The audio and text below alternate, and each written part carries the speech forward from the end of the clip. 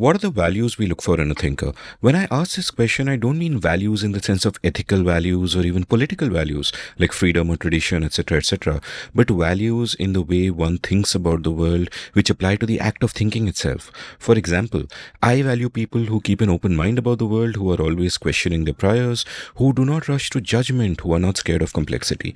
By default, these are then people who also like to engage with people they may not agree with, because after all, they are open to engaging with ideas they may not initially agree with.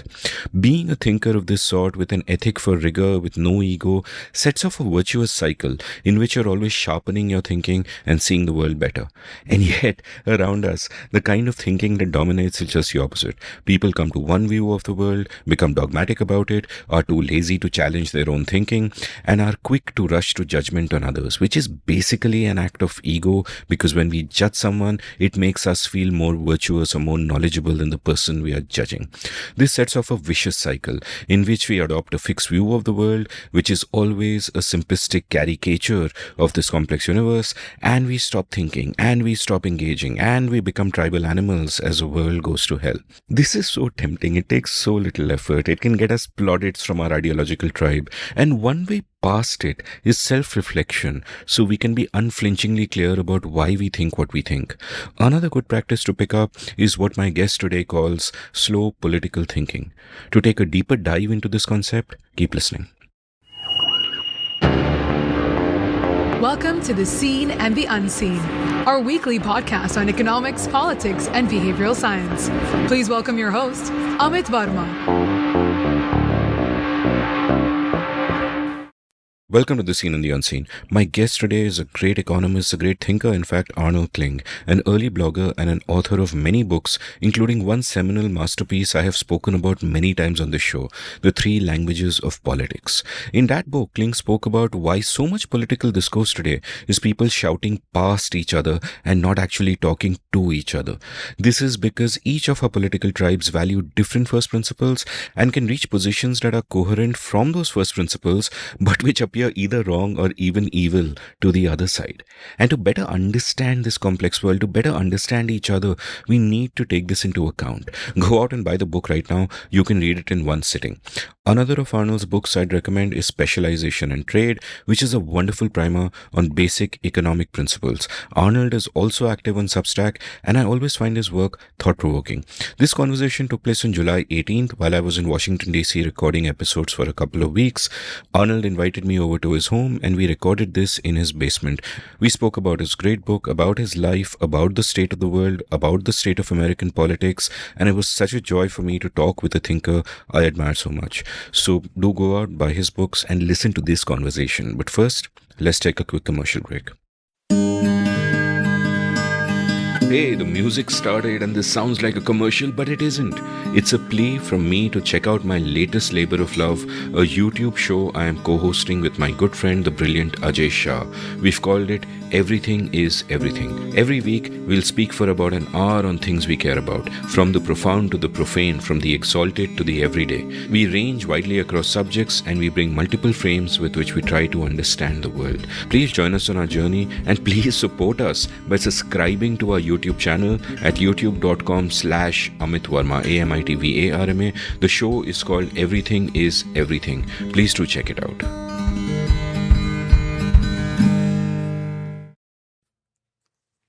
Arnold, welcome to The Seen and the Unseen. Oh, nice to be here.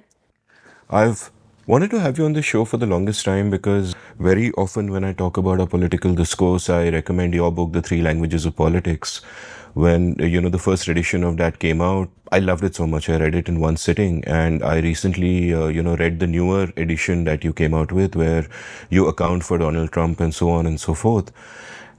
And I was sort of thinking about the changing times, like someone who I recorded with a long time back, though my show was much shorter than, was David Bose, and he passed away recently. In fact, if he hadn't, I would have reached out to him now to see if I could actually meet him because he's been someone who shaped my thinking a lot. And when you wrote a recent Substack post on Bose, you spoke about how he was a man who always saw the glass half full. while you described yourself as temperamentally pessimistic, which is how I think of myself as well. I think of myself as, this pessimism of the intellect, optimism of the will. That you do what you have to do, but the world is in a bad place. And I was recently chatting with some friends of mine back in India, and we were talking about the landscape of ideas and the discourse and all of that.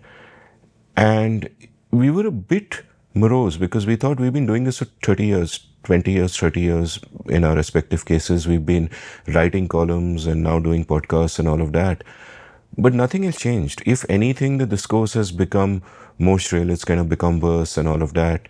You've got the rise of populism across the world. You wrote another Substack piece about what's going on now in these 2024 elections is not just a choice between two inadequate precedents, it is a crisis. It is a full-blown crisis.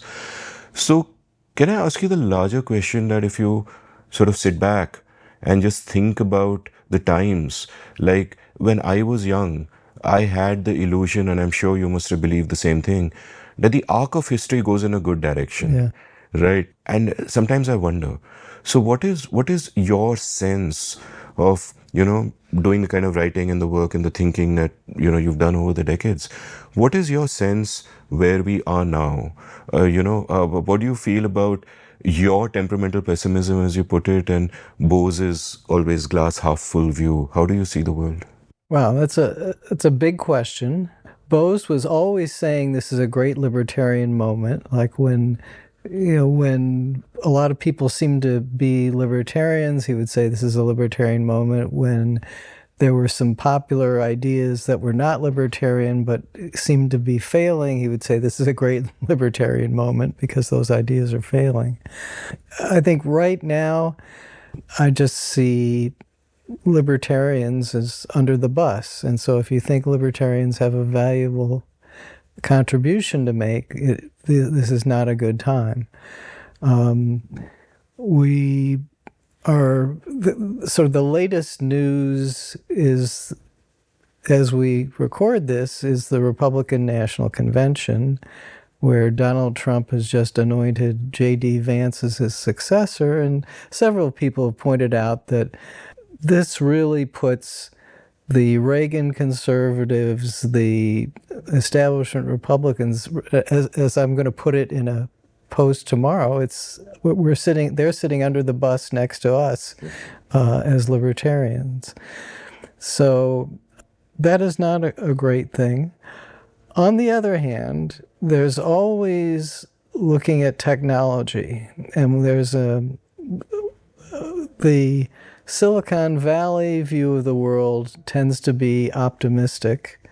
Ray Kurzweil, the longtime inventor and author, used to say that regulations are like stones in the river; they don't stop the river. And he was always took very optimistic, aggressive view of technology, and those people are somewhat vindicated by the development of these large language models, which really came out of nowhere. And they have me pretty excited. I think it has the potential to be something like the World Wide Web.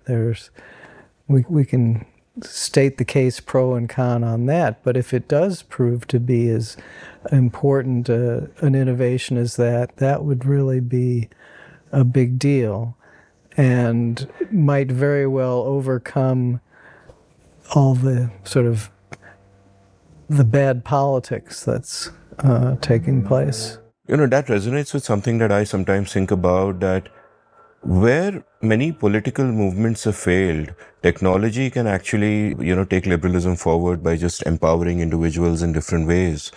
And that leads me to thinking about another theme that I've been thinking about for a long time, and one of your recent posts on Substack touched on it also, and which is about the splintering of the mainstream. Like, across domains, what I found that the mainstream is crumbling and nothing really is taking its place. For example, in the media, in the 80s and 90s, you had the large newspapers, you had a broad consensus on the truth. The Wall Street Journal might be slightly right of center, the New York Times might be slightly left, but you had a broad shared understanding of the world. And that dissipated completely, and I think it's a damn good thing that it did, that the means of production were in everybody's hands, and you and I also, have been bloggers, and overall, it's a great net positive. But the result of that is that there no longer is a consensus on the truth. You have sort of narrative battles everywhere, and that's what politics has come down to. And I think across various fields, I look at journalism, I look at entertainment. I've even speculated that nation states are a kind of mainstream whose influence is diminishing, and you've written exactly about that, where, written here, quote, ever since the axial age, people have had durable collective identities. We had religious identities. We had national identities. I speculate that these will fade away. People will feel loyal to smaller groups and they will be willing to switch loyalties often. Governments will be much weaker than they are today. And then you go on across various different domains.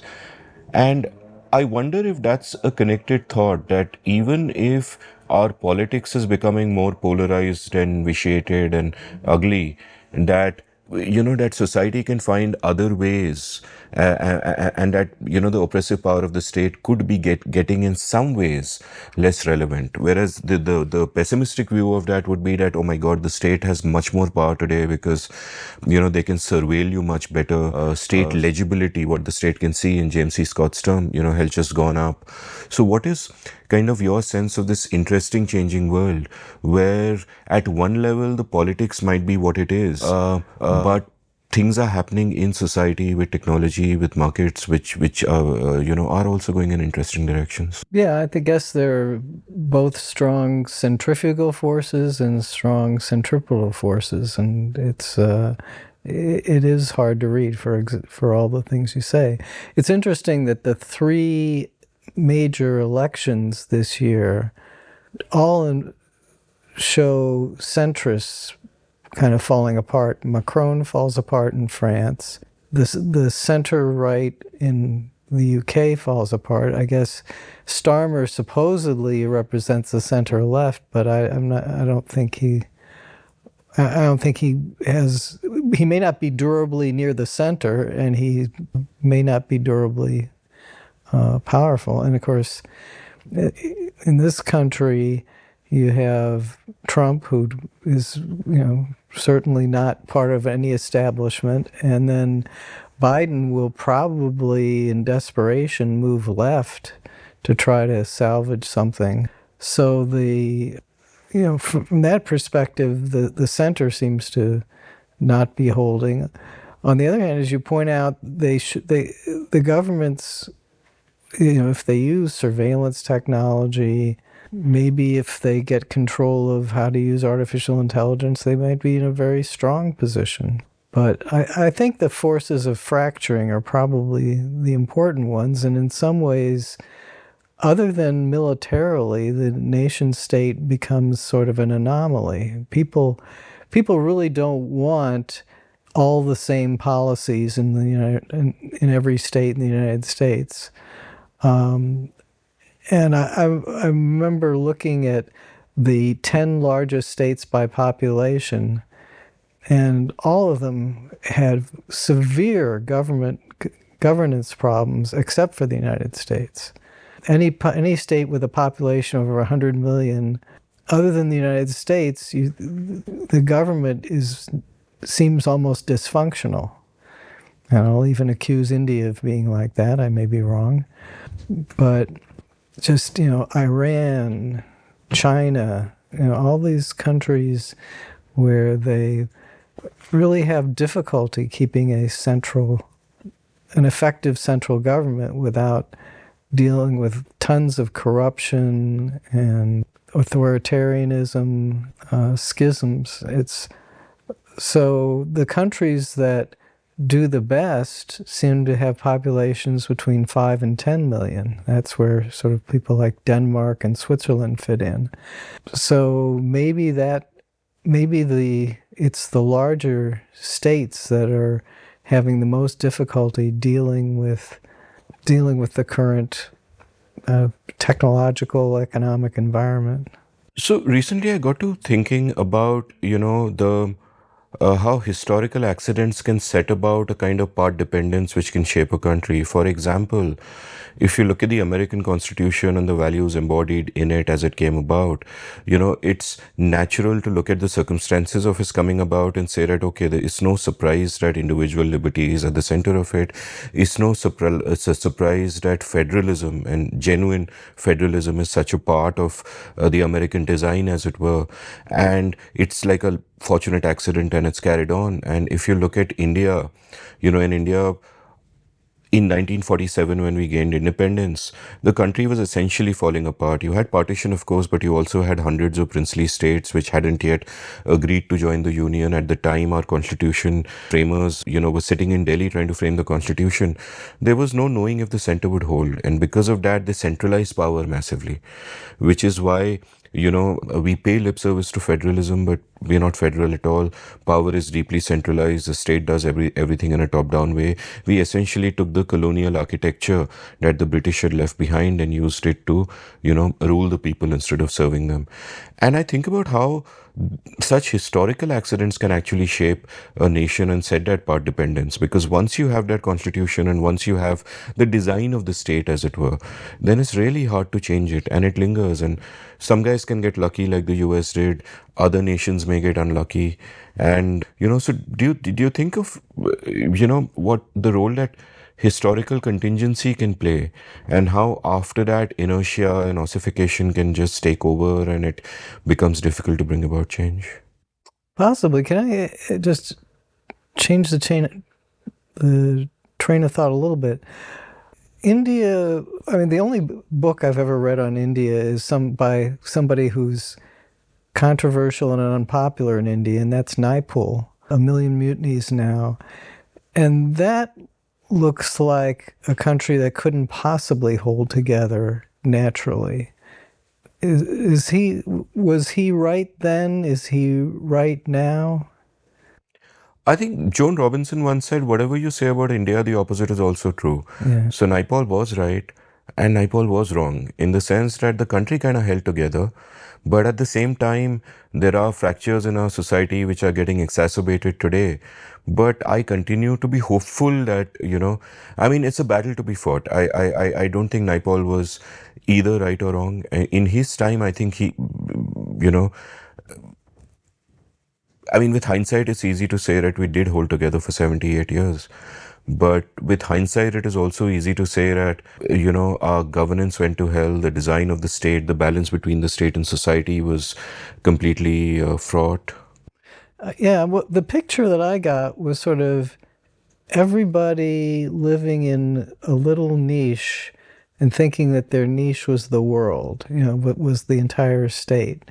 And I could see the whole world becoming like that, where somebody is part of some online group that has a set of beliefs and understandings about the world and cares about things, and just doesn't really register that much with others. And anyway, that may be a model where we're headed.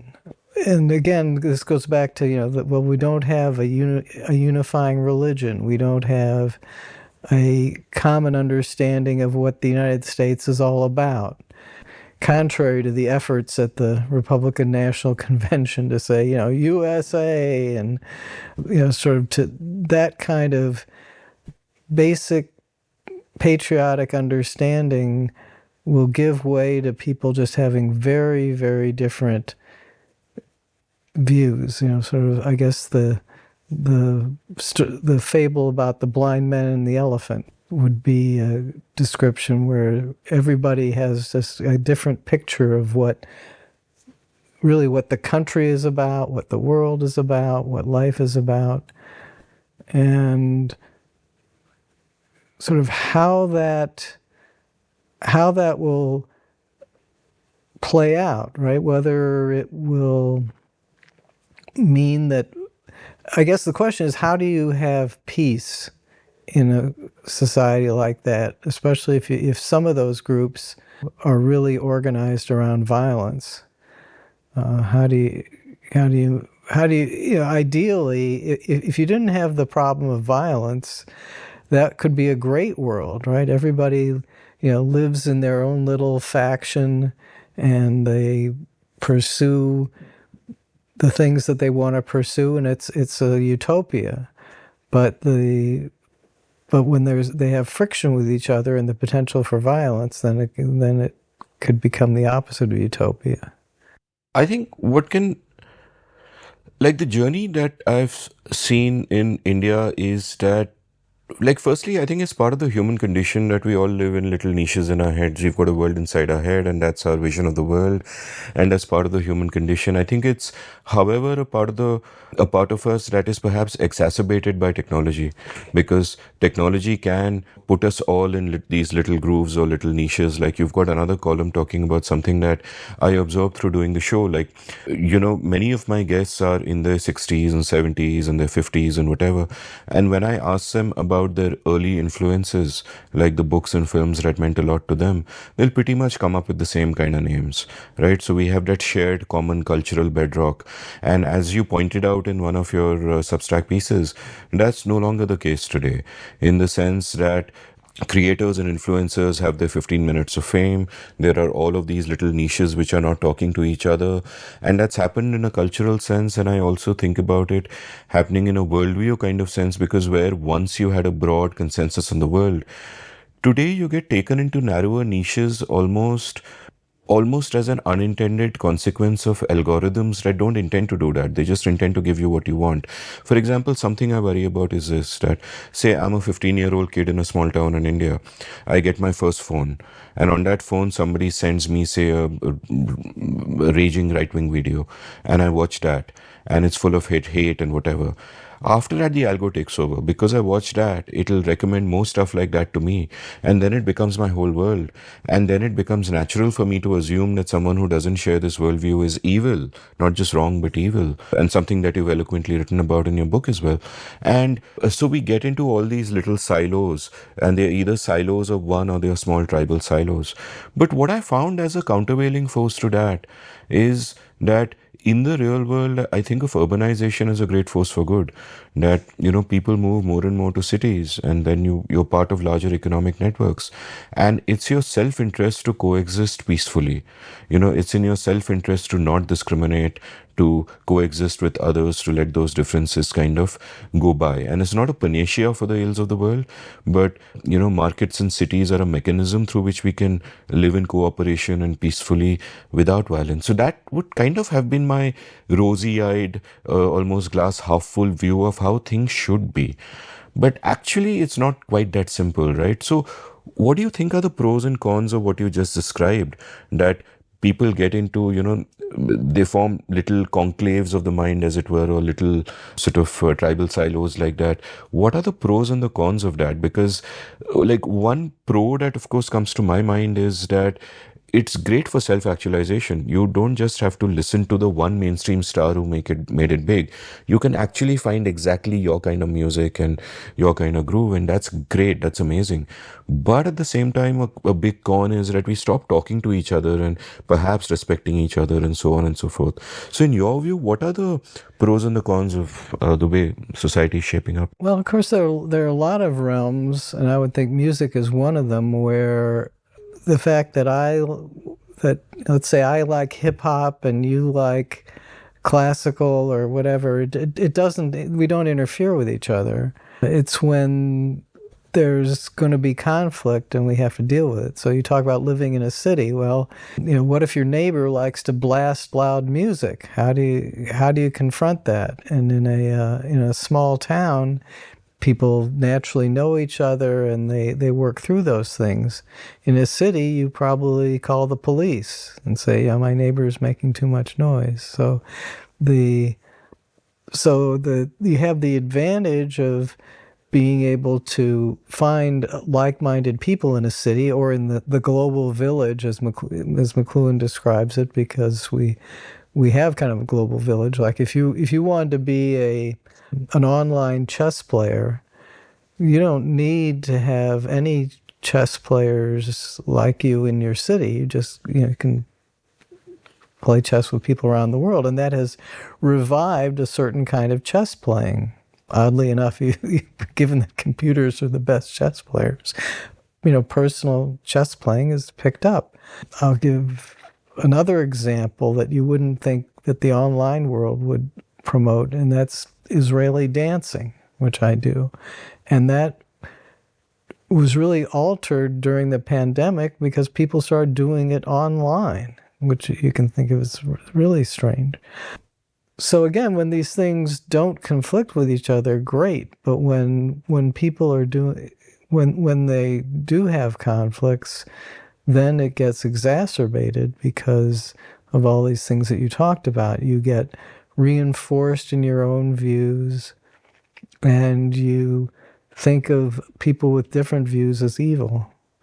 And I just also worry about just the sheer ability of people to organize and mobilize around hostility and violence. So, all the protest movements that sort of they blew up during the Black Lives Matter period, or now against the Gaza war. That's sort of a frightening environment.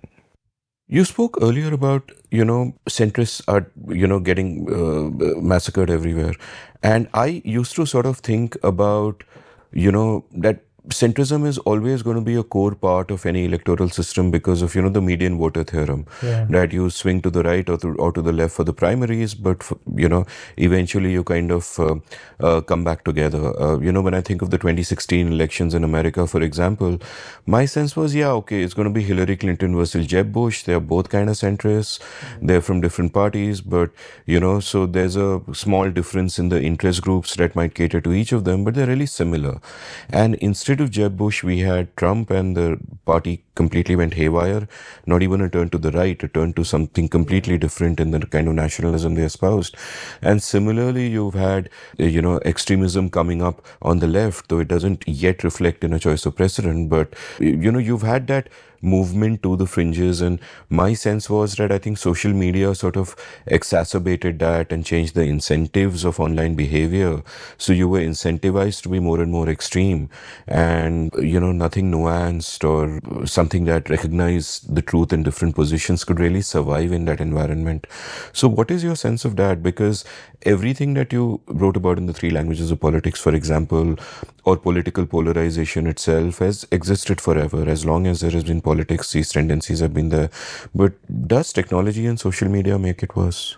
I think first of all, I don't think there are just three languages anymore. I think there are quite a few political factions, and they don't seem to coalesce in any sensible way. I think France is kind of the scariest leading indicator there, where you have so you have the National Rally is kind of the largest party, but they get strategically cut off or reduced by the other parties, but now it's not clear what's going to happen with what is it, France Unbound or whatever? What is it? The Mélenchon's, really kind of Bolshevik type of party where he's a very ruthless, very hardline leader, and he has the largest subset within the left coalition, which is the largest coalition, but it itself is not nowhere near a majority. So that's just a severely divided and the gridlocked situation. The United States maybe structurally won't have that because we have a different voting system, but underneath it, there are probably a half a dozen political parties. If we had a proportional representation system, there would probably be at least a half a dozen different political parties in this country. And as in France, there would be no natural coalition within those. There'd just be these very incompatible groups. So anyway, that's the pessimistic take on. That's the underlying politics. We'll get artificial victories. Maybe Republicans will win very big, but because there are so many different underlying parties, some people on the Republican who vote Republican are going to be very disturbed by what they get. And so I don't think there's going to be any kind of durable majority, either Republican or Democrat, as long as there are these latent multiple parties. Carrying that thought further, do you think that our political systems, such as first past the post voting and so on, that our political systems and institutions are an artifact of an earlier time and they aren't relevant today? But change happens so slowly that nothing has really taken its place. That, like all of these systems and institutions and structures that exist to cater to a particular kind of world and a particular kind of reality. And I think what's happened over the last few decades is that that particular kind of world and that reality has changed rapidly and continues to change. And yet we are left with those artifacts, those old structures, which may not serve the needs of modern times. So what do you think about that? Like, are there fundamental ways in which, there's a mismatch there, that we've designed for a world that doesn't exist and there is no design for the world that we are now in? Yeah, I don't know how you would design things now. Like, a lot of people want to reform the American electoral system with things like some ranked choice voting. The thinking was that, well, if people vote, they specify their first choice, second, third, and so on, that what will end up happening a lot is second choices will win and the second choices will be moderate. I'm not sure that would happen now. I think if you had all these latent parties that could then come forward under a ranked choice voting system, again, you might come up with something like France, where just, maybe it's not even clear that Macron would be everyone's second choice. And even if he were, he doesn't have the legitimacy to lead the country. So the things that I do seem to work, again, are smaller countries. I mean, something like Switzerland, it's small, it's extremely federalized. That to me seems to be well suited to the internet age. Another example, but it's very different, would be Singapore. Seems to be well suited, just because you have a very strong bureaucracy and a strong point of view. Now, I've talked to people from Singapore who say that it's just too authoritarian for them.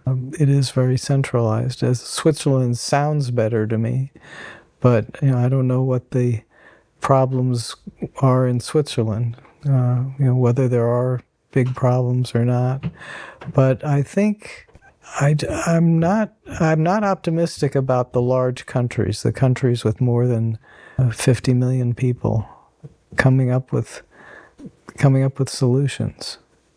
My sense has always been that the size of a country ought to matter only if you're thinking in a top-down central planning kind of way. If you're looking at a decentralized system, then it really shouldn't matter. I think the problem with all the large countries is that they're not decentralized enough. That's certainly the problem with India, that if you decentralize much more to the local level and followed the principle of subsidiarity, that a government only does what only it can do. So whatever can be done at the most local level happens there, and then you start taking steps up from there.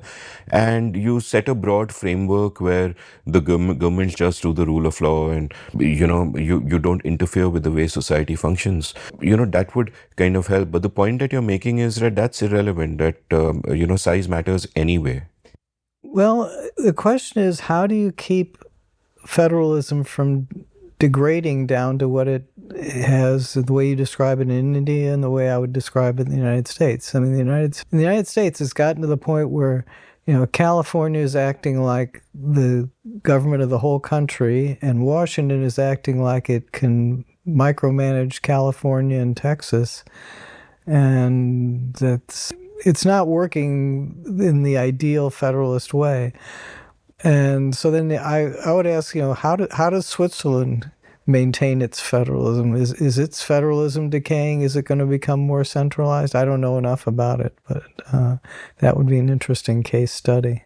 I don't know enough about federalism either, but I would say that one reason India is not as decentralized as it should be is just that founding moment where we centralized all the power and we got unlucky in that sense. And now turning it back is really hard because no one who has power is ever going to give it away. Like, how do you reform the state? The state just grows and grows. Yeah, but that also says that model also predicts that the United States will become more centralized, and that prediction seems true. It also predicts that Switzerland will become more centralized, and yet I don't think that has happened. So, Yeah. so then I think you go to sort of cultural stories and how did, for a long time, the American culture it was just very hard to unify, right? Washington could not, going back to James C. Scott, the country was illegible to Washington when you didn't have modern transportation and modern communications. So that worked out, and somehow I suspect in Switzerland the culture is so strongly decentralized, in part because people speak different languages, and here the culture just no longer supports it. We're too interconnected in terms of communication and transportation. There's just not enough sentiment for for a decentralized polity or whatever. What do you think is sort of the role or the feedback loop between culture and the institutions that exist? For example, the economist Jagdish Bhagwati, about 25 years ago, I think, made the observation that the culture in China seems to be profit seeking, the culture in India seems to be rent seeking. And indeed, what I often found growing up in India is that anyone who wanted to start a business wanted to start it because he wanted to not because he wanted to serve a need that was out there, which, you would think of as a legitimate purpose for a business, but, to exploit others or to collude with the state in some way and be part of the rent seeking and all of that. And my sort of unfleshed out theory for that is that it's not that we are culturally like that as a people. My theory was that the institutions played a part in it, that when you had a deeply oppressive state that controlled, especially till 1991, till we liberalized, the state controlled absolutely everything. It determined how much you could produce in your factories and how much you could not, what you could do or what you could not do, what you could consume and what you could not. And in that mindset where you cannot, thrive through free enterprise, the mindset becomes sort of rent seeking. And then, of course, we liberalized in 91 partly, so we are a much freer economy now than we were then, though I think there's been a little bit of backsliding on that as well. But how much do you think, what is a feedback loop between culture and the nature of the state? How do they play into each other? Because again, I think like America was very lucky in its founding moment that individual liberty became sort of a core part. And do you feel that culture and the nature of the state also play into each other in different ways? Yeah, I think certain institutional structures select for certain types of people, and certain types of people probably select for certain types of institutional structures. And like you say, it's a feedback loop, and I certainly wouldn't put all on one or all on the other. Let's talk about your life now. So, tell me, where were you born? When were you born? What was your childhood like?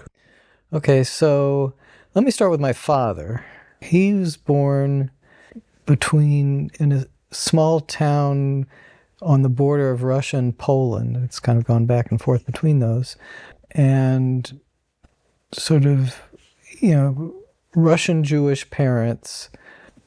And during pogroms and toward the end of the Russian Revolution, they moved to America, and they moved to St. Louis, which is in the middle of America. So facially I looked like my father, but he was almost 6 feet tall, and my height takes after my mother, who was much closer to 5 feet tall. He somehow became a natural academic. So he rejected his parents. They seemed very backward to him. They spoke Yiddish, and they just lived in this sort of Jewish immigrant world, and he wanted to get out of that in the worst way.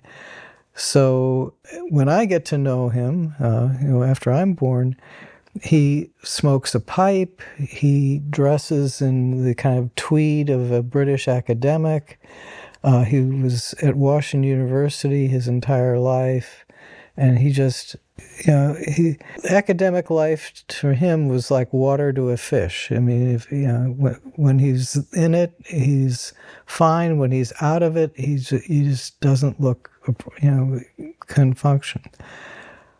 So I have some of his look. I have maybe a different type of intelligence, but I just never felt a good fit with academia. I mean, even, like as a college student, I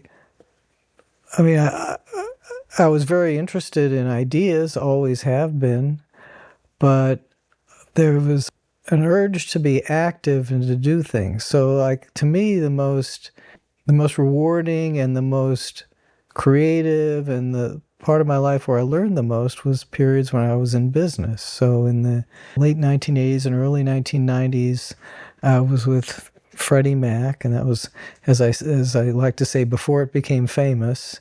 And then I started one of the first web-based businesses in 1994, and that was several years of intense experience. I do need, I think, to back away from that kind of activity. I think I'm one of those people who gets overstimulated in a situation where I'm seeing a lot of new people and kind of need to back away from that. That's kind of a classic characteristic of introverts, although otherwise I'm not an introvert in any way.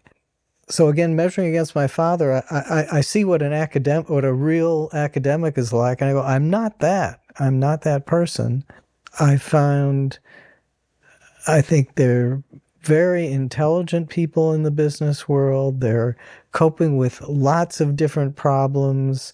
And I like that there's the pressure of being in that world. You can't just sort of say, I wrote a paper and now that's some great accomplishment. You're dealing with not just dealing with customers, but all the problems that you have to deal with. And I'm fascinated with the way large organizations run, and how they differ from small startups and just small firms in general. So anyway, that's some description of my life. I don't know. You asked sort of where I grew up. I grew up in St. Louis. My father really spent essentially his entire career at Washington University. St. Louis is if you want to turn a sociologist loose in the world, I'd say go to St. Louis, because it was always very balkanized. It's often been in the news about problems of race relations, like the Ferguson, which was one of the first incidents in the Black Lives Matter movement. That's in St. Louis. It's very much a baseball town and not a basketball town and that's another interesting sociological story. Everyone my age grew up wanting to hold a bat the way Stan Musial did. Stan Musial was a great player in the 40s and the 50s, had this very unique way of standing, and every kid grew up wanting to be like that. And I was very athletically oriented as a kid. I would walk on my hands for long distances. I could hold a handstand for a long time. And if I'd been bigger, I would have probably done all sorts of athletic stuff, because that's what I really enjoyed. And, to this day, I think the dancing I do is kind of derivative of that I need a lot of physical activity. But I'll say another thing about growing up there through elementary school, there was not a child of color in any of my classes. The variation in social class among the whites was enormous, much bigger than anything you would see nowadays. We had everything from business owners to what you would call sort of white trash, almost like what J.D. Vance would describe his background as. There were a few people like that on my street who were just, very, very dysfunctional, would physically fight one another. Like, one mother would shake another mother's, shaking another mother's head against the curb. So it was, but at the same time, a lot of those kids grew up to be, professionals, and so just tremendous variety, but very segregated. And then when I'm 10 years old, that neighborhood started to integrate, but we end up moving out. And anyway, that's another sort of sociological, political story of how things like that happened. Very interesting city. It was a manufacturing center. It was one of the biggest cities in the country because it was well located in terms of rivers.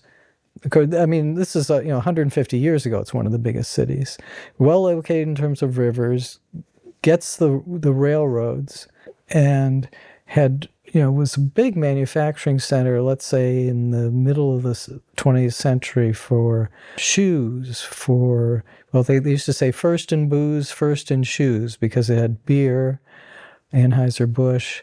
It had chemicals. It had McDonnell Aircraft, which became McDonnell Douglas. And so it was really a major manufacturing center. Now, if you go there, it's all Washington University, St. Louis University, and hospitals.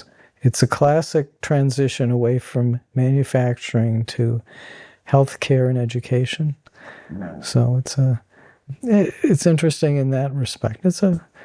Social scientists could spend a lot of time there. When I talked to a news reporter, somebody who works for Washington Monthly, about St. Louis, and he thinks it's fascinating. He says it's a colony now.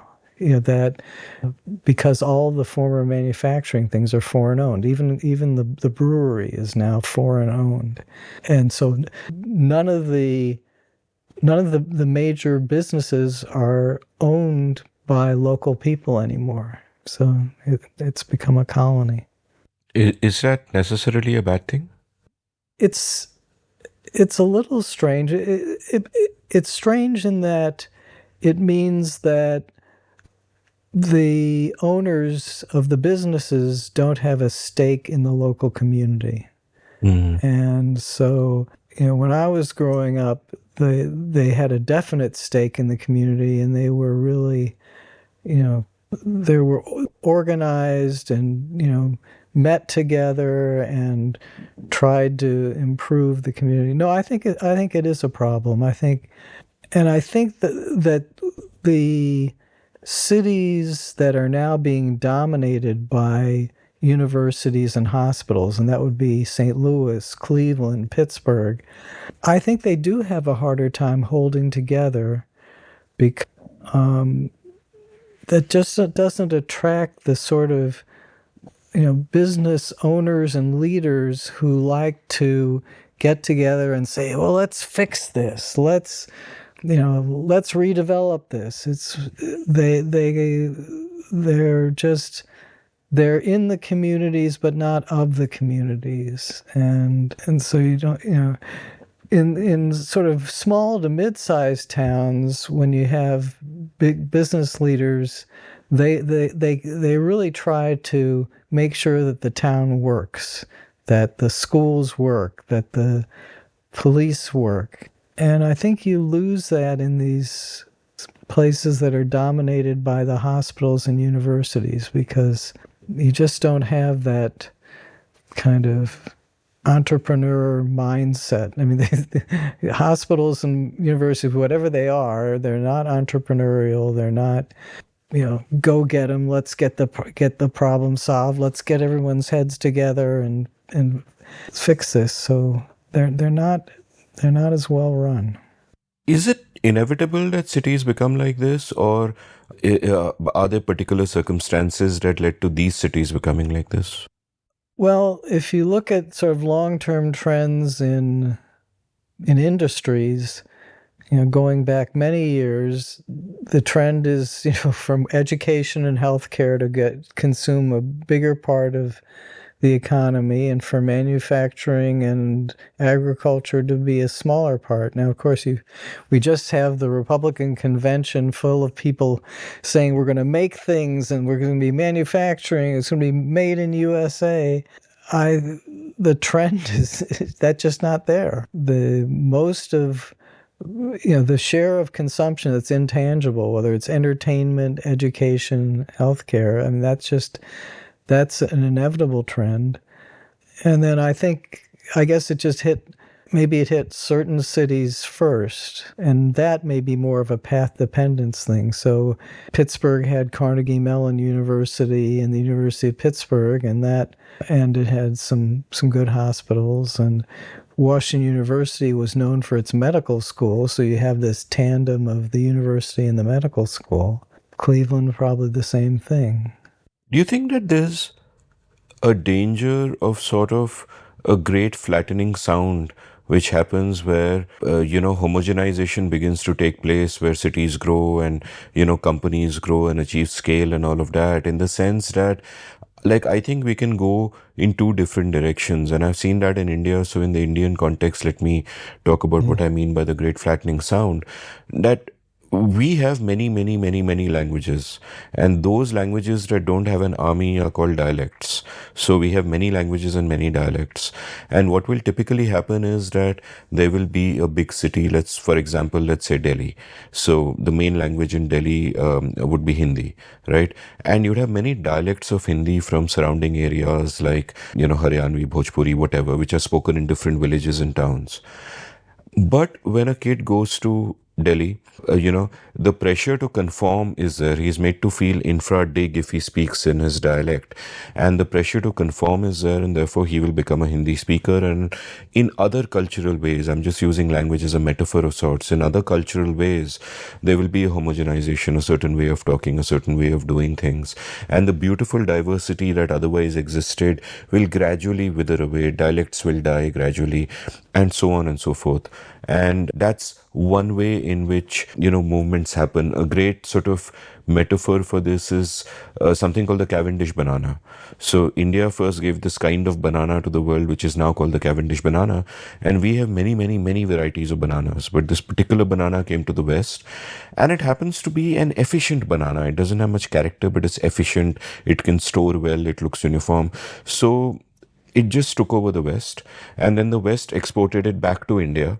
And now all our local varieties are going because the Cavendish banana, which has returned to us, is taking over and becoming the default banana, right? And at one level, this kind of homogenization, and obviously both the language and the banana are a metaphor for a deeper sort of cultural flattening. And at one level, it's a problem. But what I've also recently seen is that the same forces that led to this, technology and markets, can also lead to a move in the opposite direction, where you can actually preserve little individual idiosyncrasies, where local cultures can assert themselves, can find their own spaces, can be profitable within that. Like there is a startup in India called Stage.in, who call themselves a Netflix for Bharat. But it is not a Netflix in the Indian languages. It is a Netflix in the Indian dialects, which were otherwise dying. And it's just taken off massively. And people tell him that earlier I would feel a little ashamed and infra-dig of, speaking like this. But now I feel proud. And it's kind of going in the other direction as well. So what have you seen of this tussle between the great flattening sound of homogenization, and which I sense is part of the reason all of these cities you mentioned end up sort of being similar in this sense? And at the same time, there is an empowerment that technology gives you that could take you in the other direction. So what are sort of your observations on this over here? Again, it's sort of, you have the centrifugal forces and the centripetal forces, and they're both at work. So if you go to, St. Louis and Cincinnati, you'll see a lot of the same restaurant chains, but they still have their distinctive foods that they can tell you about and that they're proud of. So, and in fact, they will now export them. So, there's a certain type of pizza that's in St. Louis that has this really disgusting cheese. It tastes good, but it's really disgusting. And you can now import it. You can now go online and you can get your St. Louis pizza. So, yeah, there'll just be a lot of churn in kind of both directions. Let's go back to, talking about not so much your father, but something you said about him, where you said he was a natural academic. And you spoke about how he took to academia like a fish to water. Yeah. And I want to ask you, because academia has also changed so much over the decades, that in that context, what was water, what was fish? Like, what is the academic way of life? What is the pursuit? What is a pursuit and what makes you temperamentally suited to that pursuit? Okay, so at that time, I would say certain types of conversations. So, you didn't talk, nobody ever talked about stock car racing or wrestling, so there's a lot more conversation of so-called high culture. There probably always was a fair amount of political uniformity. I mean, there was, there might have been conservatives, but the conservative liberal divide wasn't what it is now. And just a tremendous focus on academic status. I mean, you're just very aware of who stands where in the status hierarchy. And I'm trying to think sort of what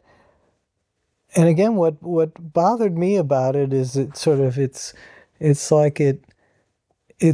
like flying around the world and never landing. The ideas never get tested in a real world sense. But one of the courses that my father taught was politics and the novel. So he would bring in literature and stuff. And he was a very, I don't know, broadly popular teacher, but he had a very profound effect on several students, that they would, years later would come back. And like when he died, one of his former students gave $1 million to the university in his memory. I mean, and he believed a lot in what C.P. Snow calls the two cultures. That is, there's the literary culture, and then there's the sort of more scientific culture. And he saw himself as only part of the literary culture. He couldn't do math at all. He was always, admiring that I could do math and computers and stuff. And actually, that probably is a lot of what got me away from academia. It was just the computer and being able to code it and get feedback from it, and living in that world. But this, he brought in sort of some famous writers because he became an administrator and he built up the English department and so on. So that kind of a literary culture just doesn't exist outside of academia anymore. Although, and that's sort of odd in that it was very much outside of academia. So, 75 years ago, if you were in journalism, chances are you hadn't gone to college. And if you were a writer, you didn't go to the University of Iowa's writing school. You just lived in the world and became a writer. So that's something that's very different now. When I think of, looking at academia from the outside, it seems to me that within academia, Scholars have got more and more siloed into specializations and hyper specializations. The chance of finding a renaissance man or woman, as it were, someone with broad ranging interests is, far less. They seem to me to be outliers. And a lot of academia, especially in the social sciences, perhaps certainly in the social sciences, have no relation with the real world at all. Your beautiful phrase, just flying around and never landing, seems like such a perfect description of that. And in and I increasingly think that more and more in our knowledge society, if I can call it that, more and more the groundbreaking knowledge will come from people who do engage with the real world, who do land, who do remain in the real world. Like, for example, you've written many books, but you haven't written many books by being in the academia all your life and studying stuff. You went out there, you started a business, you've written a book about, what that journey was like of starting that business and running it. And, you sold it, you went through all the struggles in the real world. And your sort of knowledge comes from there. And similarly, I think a lot of the fine thinkers of today are people in the real world.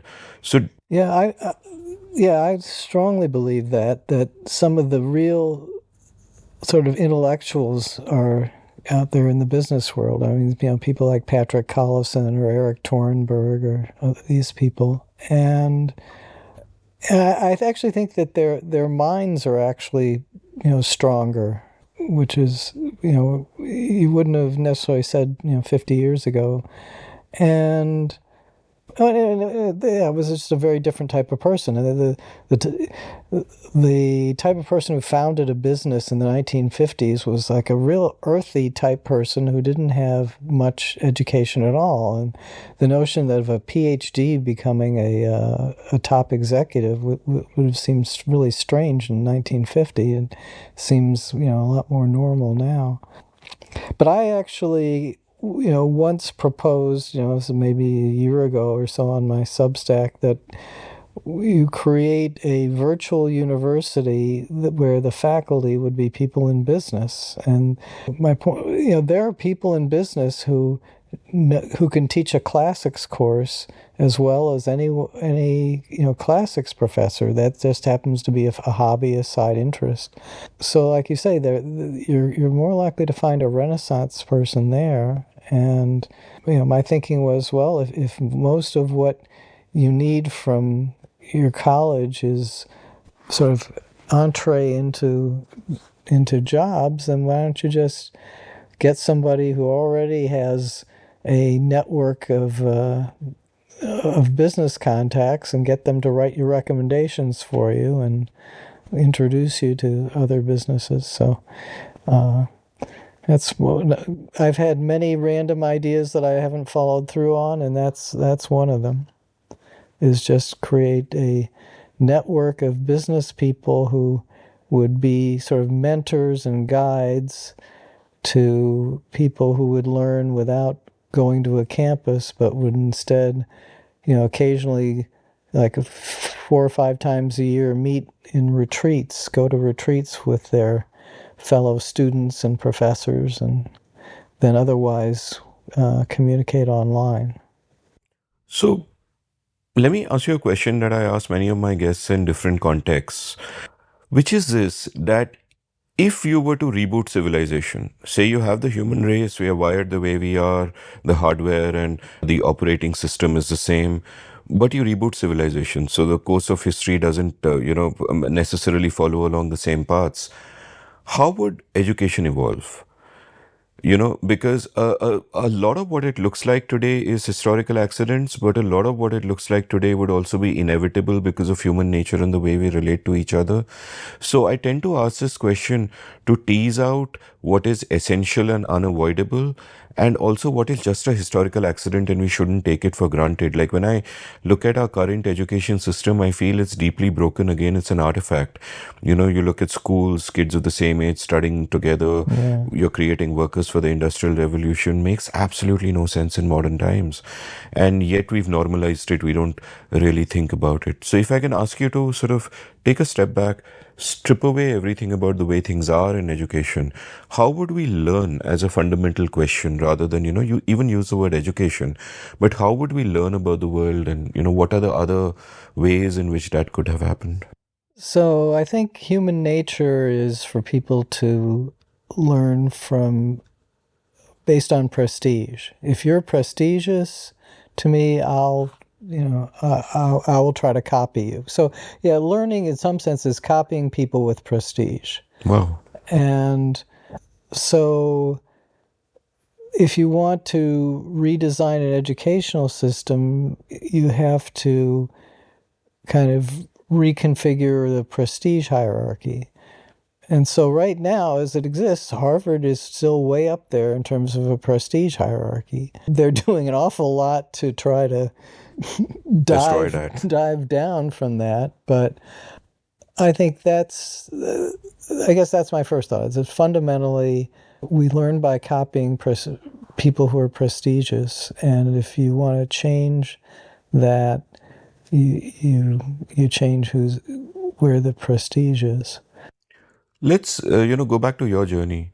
I'm very interested in how you were shaped. Like what were the elements that shaped you? Like you've got this beautiful biographical note on your website, which I'll link from the show notes, where you talk about growing up, the role that your passions like dancing meant to you, for example, and you speak about how body self-esteem was an important thing for you, the handstands that you kind of mentioned, and I think of, when we are growing up, all of us, there are these two simultaneous quests that we are on. And one quest is to fit in with everyone else. And you've spoken about, how at different points that was a problem for you, especially when as a kid, your family had stints in Princeton and Clayton and you didn't know kids there. Everybody knew everybody else. So I think one anxiety that we often deal with is the struggle to fit in and how does one do that? And a simultaneous anxiety which goes side by side is also, it's not so much an anxiety, but a quest to find yourself. Like, who am I? What do I want to do with my life, etc., etc. So tell me about, that shaping of yourself across these two dimensions. Well, the issue of fitting in was always a big challenge for me. I really wanted to. I mean, I didn't, but I had so many peculiar characteristics, and I wasn't, I guess I wasn't willing / able to kind of shave off the peculiarities. I mean, somebody who became a writer, I heard secondhand, we used to describe me as having this very peculiar way of standing. Just he was just struck by, like, I don't know how I would kind of bounce up and down, or just very odd. I had very peculiar, strong. I was a very picky eater, all sorts of things, and so I skipped a grade because I could read when I was in kindergarten. So they just moved me through first grade in a month at the end of kindergarten. So I'd skipped a grade. And I was short, and I reached puberty late. So you put all that together, and I'm a freshman in high school and weighing 85 pounds, which was absurdly small. And no brothers or sisters to kind of socialize me. A father who's an academic, so he can't relate to me in any kind of, here's what a normal kid does. So I was such an oddball, and I was so wanted to not be an oddball. Finally achieved that, in my 20s. But you're right. That for me was a big issue. And I'd say in terms of finding myself, I had no role models outside of academia for so long that, I just went along this path to become a professor, even though it wasn't really the best path for me. So I'd say I struggled kind of in both dimensions. I also say politically, I was very much on the left for, through my at least early 20s, mid 20s. And it was a very gradual process of moving off that. Yeah, very gradual process. Tell me about that process. I mean, initially, I think when one is young, it's natural to be on the left because it makes you feel virtuous, because you're saying virtuous things and etc. etc. And also, you're naturally anti-establishment. There's this old, I think, cliche about how if you're not a communist at Yeah, 18, you don't have a heart. If you are still one at 25, you don't have a brain. yeah. But leaving that aside, what was that journey in the way that you looked at the world? Like, how did you arrive at frameworks and models of the Okay, world? so let's say in high school, the Vietnam War is heating up. And that was something that was pretty hard for young people to accept. And, but a lot of the anti-war movement really was, America's terrible. It's kind of like the far left today. And, without, I couldn't, it's almost can't reproduce my line of thinking, but I just fell in with that point of view. And I think it's very natural to think of good and evil as residing in people and not to take a systemic view. So, a folk economic view is that, businesses are born making profits and they exploit people. So I think my journey away from the left starts a little bit when I'm taking economics courses and I'm seeing supply and demand, and these are impersonal forces, and it's just a different way of looking at the world that doesn't personalize results. It doesn't attribute them to good and evil. It's supply and demand aren't good and evil. They're just forces out that make a lot of sense. And also in college, I saw a lot of different people on the left. There was something called the National Caucus of Labor Committees, which is sort of a Trotskyite group headed by a fellow named Lyndon LaRouche, who was just a cult leader, and he actually moved way to the right, years later. But you see these people in a cult, and you go, oh, they're pretty lost. And then I saw sort of the more standard student left, and they were too nihilistic for my taste, and they just weren't that bright.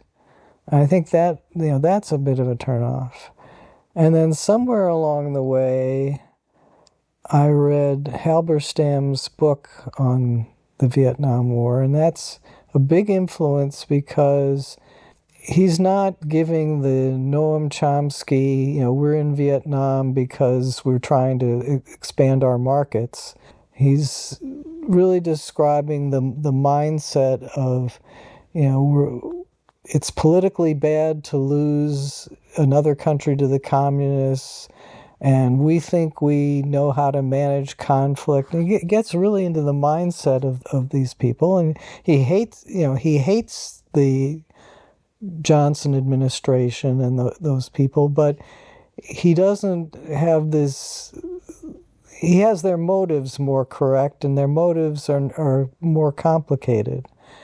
And so that really, that was very influential to me, because I lost the sort of mindless conspiratorial view of the left at that time.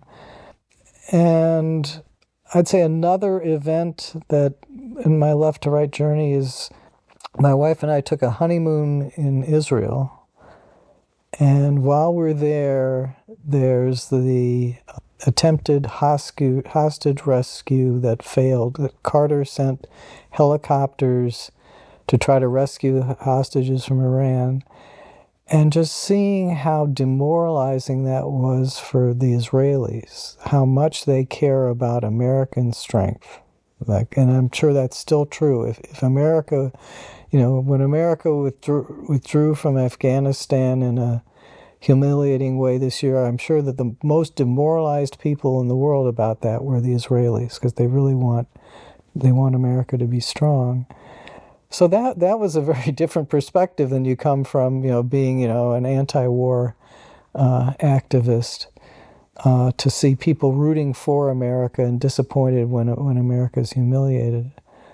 And yeah, I think that was a big change. So by that point, I'm sort of rooting for Reagan to beat Carter because Carter has humiliated America, and I can see how that's not a good thing. But I'd say at that point I'm still not really on the right. I'd say I only become firmly on the right sometime in the 2000s.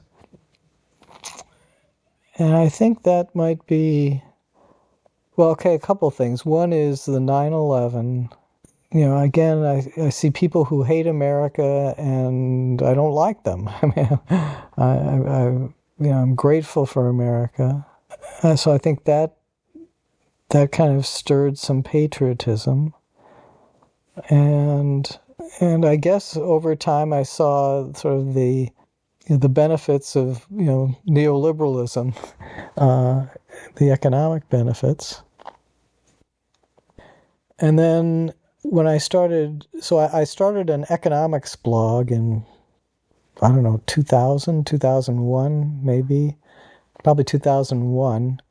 And I just wrote my own software to do it. And it was a pain to maintain it because it was my own software.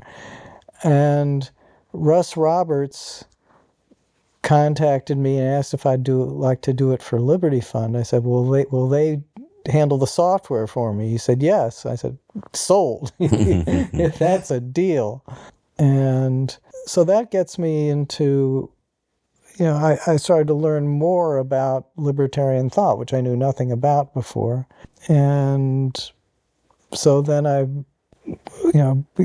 became more attracted to it. And to this day, I think I always say my first pass on any policy issue is to run it through a libertarian filter. Like, what would a libertarian say? I don't always end up there, but that's my the first pass. So, and it's mostly a filter that says I'm skeptical that your centralized planner knows enough and is incented enough to be as successful as you always assume. You don't assume that just because you can, in your head, you think you know the solution to a problem, that therefore you can count on government to implement your solution and it will solve the problem. I used to edit a policy magazine called Pragati, and my first filter for evaluating any policy was to ask myself two questions: that does this do either one of the above? Does it enhance individual freedom? Or if freedom stays the same, does it use a market mechanism to increase efficiency? Yeah. One of those two. And not because I was dogmatic about those, but what I tended to find most of the time was that if there was a problem with some public policy, or if there was a problem in a particular situation, the way to get to it quickest was often to simply ask the question, where is the coercion? So if I would just ask that question, where is the coercion, you'd find out what the problem is, which is usually either with the state doing something or not taking care of, coercion in some other sort of element. But that's an aside. To kind of get back to college, like when we are young, the tendency often is that you take a framework and it seems to explain the world, and then it's tempting to just get cognitively lazy and just stick to that for the rest of your life, like so many people do. And that becomes your one hammer for every nail. And you clearly didn't do that in the sense that you were moving about, Elsewhere, you've spoken about the macro wars of the time that you were in graduate school, Yeah. there's Keynesianism on the one hand, and you Yeah. mentioned that you felt closest to where Solow was. What are the habits of mind which make you one of those people who's always questioning everything, who's doing that kind of slow thinking, as you would put it in your book, where you're not just jumping instinctively to whatever fits your priors, but you're examining everything, you remain curious, most importantly, you remain open to changing your mind and being challenged against the real world? Well, I don't know, maybe that's just a personality, but certainly every influential person I can think of has thought that way. So you start with my father, who had what he called the first iron law of social science, which is sometimes it's this way and sometimes it's that way. There really aren't any iron laws. He would also say things like, Daddy is not always right and Daddy is not always wrong. So he, certainly if that, either by nature or nurture, he sort of inculcated a willingness to see things from different perspectives. My main college professor was a guy named Bernie Safran. He was very hard to pin down ideologically, and he would assign papers from the far left to the far right. I think he was pretty much an admirer of Milton Friedman. He would occasionally drop a statement like Friedman and Samuelson teach the same price theory, but Friedman applies it to policy. And one of his catchphrases would say, "Well, I'm willing to be wrong." Sort of like, you can talk me, go ahead, try to talk me out of something. So he was another person who really wanted to encourage you to see things from different perspectives. And I think just, the types of writers or intellectuals I'm attracted to are probably people like that. I mean, Tyler Cowen's another example who's always likes to tweak his readers by saying things that he knows will annoy them. And that's, so people like that. What I also kind of noticed about your journey is that you were early to jump into new things even before they were kind of formed, in a sense, being an iconoclast. Like, you started Home Fair in 94, and you've mentioned at one point that you didn't even know how to kind of set it up in terms of the technology, or, how the website would function, and someone had to... That I could do. What I couldn't do was connect my office, the computer in my home office to the internet, because the trumpet windsock that you needed was beyond me. It wasn't until August of 1995 that a civilian could get onto the internet, and there I was for a year and a half, sitting there, and as somebody put it, congratulations, you've set up your lemonade stand on the moon. Now you just have to wait for the astronauts to get there. Yeah, there are certain things that I think I have a very emotional reaction to certain technologies. It's similar. There's this novel, I guess it's supposed to be a kid's story, The Wind in the Willows, and this character loves horse-drawn carts, and then his horse-drawn cart gets ridden off the road by a car, and then he just falls in love with cars. He just says, "Oh, I've got to have cars." And so I do react very emotionally to technology. So the World Wide Web, I just fell in love with. And a little of it was just the governance structure. Like in '93, Vinton Cerf gave a talk. I think he was the substitute speaker at some MIT thing, and he described internet governance and the way things changed in the internet is you get a bunch of engineers together called Internet Engineering Task Forces. They propose a solution, they put out a paper, and it becomes a standard if nobody objects. And there was a just-in-time government. Just think about it. They see a problem, they come up with the solution, and then they dissolve themselves. Wow. And the government, it's sort of the opposite. It's sort of see a problem, create some permanent organization and never solve the problem. So there was just this beauty in that, between that and then seeing Mosaic, the first graphical World Wide Web browser. I just fell in love with it. I said, this has got to work. And that proved to be right. I mean, there were plenty of people who doubted it at the time. There was just a podcast a few weeks ago with Mark Andreessen and Ben Horowitz, in which Mark Andreessen talks about how many people didn't believe it was going to be a big deal at the time. They had all the reasons why the web would never be a business, we'd be worth anything from a business standpoint. But I believed in it. Then I had doubted it as I suffered through my first year and a half, but then it did take off. I feel that way about the new AI stuff. I think it's just, if I were 15 years younger, I would just be on that. I would jump on it. I did not feel that way about crypto. I mean, there are some people who are like, in love with crypto, and I don't. I think my problem with crypto is it's like, as an individual, I don't want to try to figure out how to create, store, and remember crypto. But if I have a third party do it, it's like I'm defeating the whole purpose, because I'm setting myself up to be, exploited, robbed, or whatever. So I just think there's this fundamental contradiction that as a technology, it's too hard for an individual to jump on himself. And then if you get somebody else to be your intermediary, you've, in some sense, just destroyed the purpose of it. Another area in which you were early was actually blogging. Like you started something called the Internet Bubble Monitor in 1999. Yes. Which is really early. Yeah. And because I started in 2003 and I was one of the early bloggers in India. So 99 is great. And it felt like such a liberation at the time, because like I often say that the world for creators just changed completely, and it changed first when it came to the written word, because you had the means of production. You were not beholden to gatekeepers, you were not beholden to a format, you did not have to follow a news cycle, a bunch of different reasons. And the interaction among people. I mean, at the time, so you will remember the time when there was this thing called trackback. Yeah.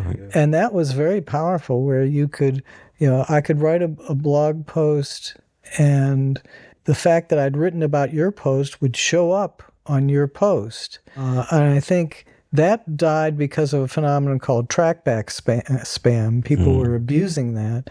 But that was great. So that it was highly interactive.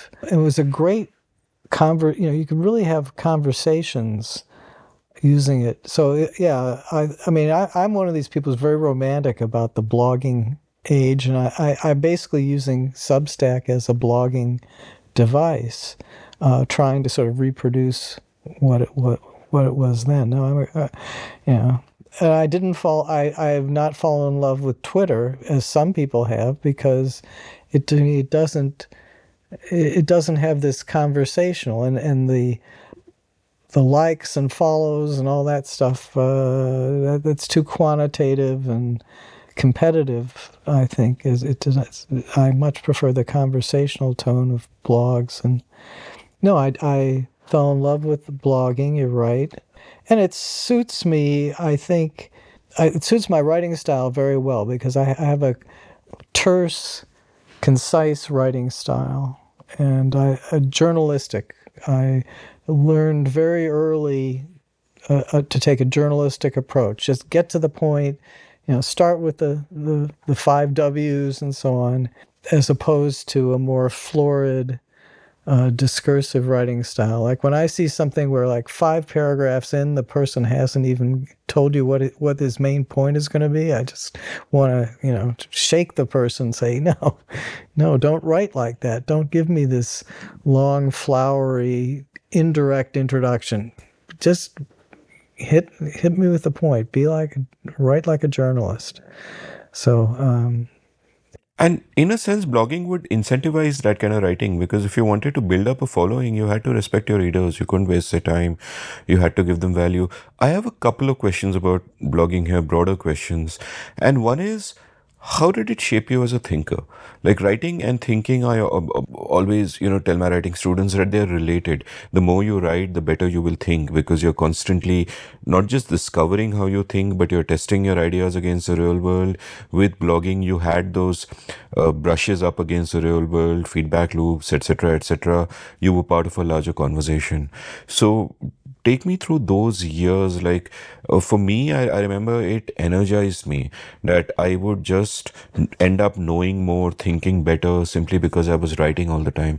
What was it like for you? Yeah, I think one thing is you observe your thought process, because you get very quick feedback either from comments or other bloggers. So you really get, observe you see your mistakes very quickly and clearly. So one habit I developed was scheduling ahead of time. And what that does is two things. One is when the current thing comes up, I know that let's say typically I'm scheduling, let's say 5 days ahead. So I know, for example, that 5 days from now, what I have to say about the Trump assassination attempt isn't going to mean anything. So I just don't write about it. I only write about the current thing if I think that something I say about it 5 days from now will still be a relevant part of the conversation. The other thing is that I edit over that 5 day period. So every day I look at the scheduled posts and rewrite them and revise them, typically shortening them, making them punchy, getting to the point quickly. So that's, I just learned that as a habit, which is another reason why I hate Twitter, right? Because Twitter, the whole object of the game is to be the first one out of the box with your take. And no, that's... My other broader question is this, right? Earlier at one point, I think just before we started recording, you mentioned that you might read a book from 20 years ago and it feels very dated. It no longer feels relevant and all of that. And it no longer feels relevant. It's just frustrating because the person seems to be talking around and around and around. And I'll just give an example. A very influential book for me, extremely influential, is The Cash Nexus by Neil Ferguson. And it really gets at how important a central bank was for financing government debt so that the government could go to war. It's a very interesting thesis. I don't think it's very widely spread. Most people think of central banks, they're supposed to control inflation, unemployment. They control the economy. No, the really key function for many years, and I would argue still today, for a central bank is to make sure the government can market its debt. So, anyway, very influential book, almost unreadable today. I mean, he's just got so much throat clearing and anecdotes and showing that he understands current culture. You can imagine, a professor giving a 2-hour lecture where they're, using cultural references to pop music and talking all around, and they're only making one point, but they're spending 2 hours doing it. That, I think it's hard. Books have a hard time now because you couldn't even write that book now. You couldn't even put that book out. I mean, the typical nonfiction book is trying to throw you lots of charts and relevant anecdotes and data, and even that, most of them don't are not cost effective in terms of time. Like if I can read 100 Substack posts in the time it takes to read one book, well, chances are I'm going to get more out of those 100 Substack posts. So perfect time to segue to this larger question. And the larger question is this, that, the way economists will speak of the stock in the flow of money, I think of the stock in the flow of intellectual content. Like, I have started thinking about how the blog posts that we do, perhaps my podcast episodes, the columns that we write, the newsletter posts that we do, they are like flow. We are just putting stuff out there. It is super important to do that. It helps us be better thinkers. It runs up against the real world, and it can influence people and change their way of thinking. Like, for me, it really mattered in the 2000s where I could read you and Russ Roberts on Econ Log, where I could read Tyler and Alex on Marginal Revolution, and so on and so forth. In fact, all three of them have been on my show, so I've kind of finished that circle with you today. But so it's great for readers and it's great for the writers, but it is transient. It disappears, it vanishes, which is why you don't have collections of columns. And that's a problem with flow. And For stock, what I would think of is that books are stock. That you write a book, and if it is a good book, I mean, 95% of everything is scrap, that's Sturgeon's Mm. law. But if you write a good book, it can become part of the foundational base of knowledge for someone else. Like Philip Larkin has this great phrase in another context where he says, "Man hands on misery to man, it deepens like a coastal shelf." And I love that metaphor of the coastal shelf. And I think that's how knowledge is built, that you have sedimentary layer upon sedimentary layer. And that's rarely the flow activities like your blogs and podcasts. It's the stock activities like the books, or, Milton Friedman doing a documentary series like Free to Choose, or whatever form it may take. And I'm just coming at, like, how would you think about this business of producing knowledge and putting it out there? Because in a sense you've done both. I loved your blog at the time that you were writing it for maybe those 5 years in the aughties. And equally, I think the three languages of politics is, for me, it's a stock book, it's a foundational book. It taught me a lot, and I just regard that very, very highly. So I don't know, I have no idea how successful that book has been, but it's been influential to me, and I keep recommending it to people, and I know many other people have been shaped by it. So, Yeah, but what's your broader sense of this stock and flow situation? that's an interesting way of putting it.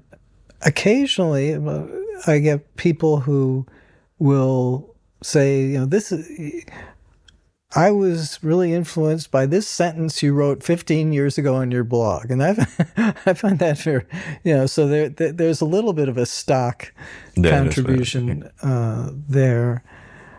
But as I told you, I think this was before we started recording that. A few days ago, I sort of got an idea for an outline of a book, and I'm going to put the outline on my Substack. But I say usually I let those ideas go. But I guess the urge does come from sort of wanting to have something that, you know, like you say, is more of a stock than a flow, that is something that is more permanent. So I mean, that's just something interesting to think about. Have you thought about your writing is just something that you like doing and it's interesting, or have you also felt some kind of responsibility that I gotta do this, that it's important, Is there a feeling of a sense of purpose behind it as well? Yeah, I think that they definitely feel a sense of purpose for it. I'll say that, if I were to go back and try to have a purpose-driven life, I think I would spend a lot of it in a sort of in the Silicon Valley environment where people are encouraging me and pushing me to do business ideas. I'm not, I say that, and yet I know that it was very stressful emotionally. Like, again, it's sort of like the difference between being at a party with a lot of people and, wow, this is interesting, and, oh, look, I can talk to this person, and just get a lot of stimulation from that, and yet I know I need the time to process it. So I think even if I had spent a lot more of my life in the business and startup world, I would have had to step out of it for a while and try writing as a way of processing. But I do think of that as sort of more purpose satisfying, and the writing is more self-indulgent in that sense. But I think of myself as being very extreme on the conscientiousness scale. So I really don't want to let a day go by without a post. And I don't know who I think I owe that to, but somehow I feel like I owe that to my readers. I don't know, It feels like an obligation. yeah. I mean, not a hateful obligation, Yeah, but an yeah, obligation. yeah. Tell me also about teaching. What I was sort of intrigued by is that you spend a lot of time teaching in schools, In you high know, school, yeah. in high school, as opposed to, academics would rather teach in fancy universities Yeah. and blah, blah, blah. But why was that? And what is the difference? And how do you teach differently when you're teaching to high schoolers? Does it force you to think with more clarity about whatever you're teaching? I'd say just say I just couldn't love the college students. I mean, it was a very transactional situation at George Mason. They want to, get the course requirement met and move on. It's not like my high school students were necessarily, intellectually oriented, although some of them were, but it's just much more of a relationship. And so you end up loving them most of the time, hating them some of the time. I mean, because sometimes they don't behave or they seem obtuse more because of the not behaving.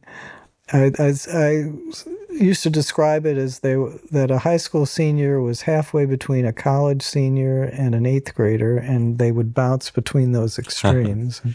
And some days I'd walk in with a beautiful idea for the college student, and I'd be confronted with the eighth graders and be very disappointed with that.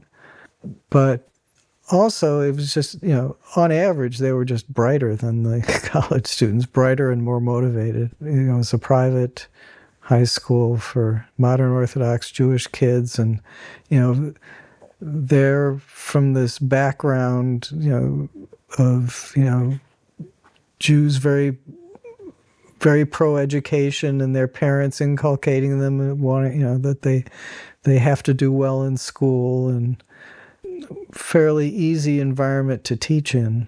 I mean, when every kid is walking in there, and you know that if they're not doing their best, if you just call their parents will ream them out and make sure they do something differently.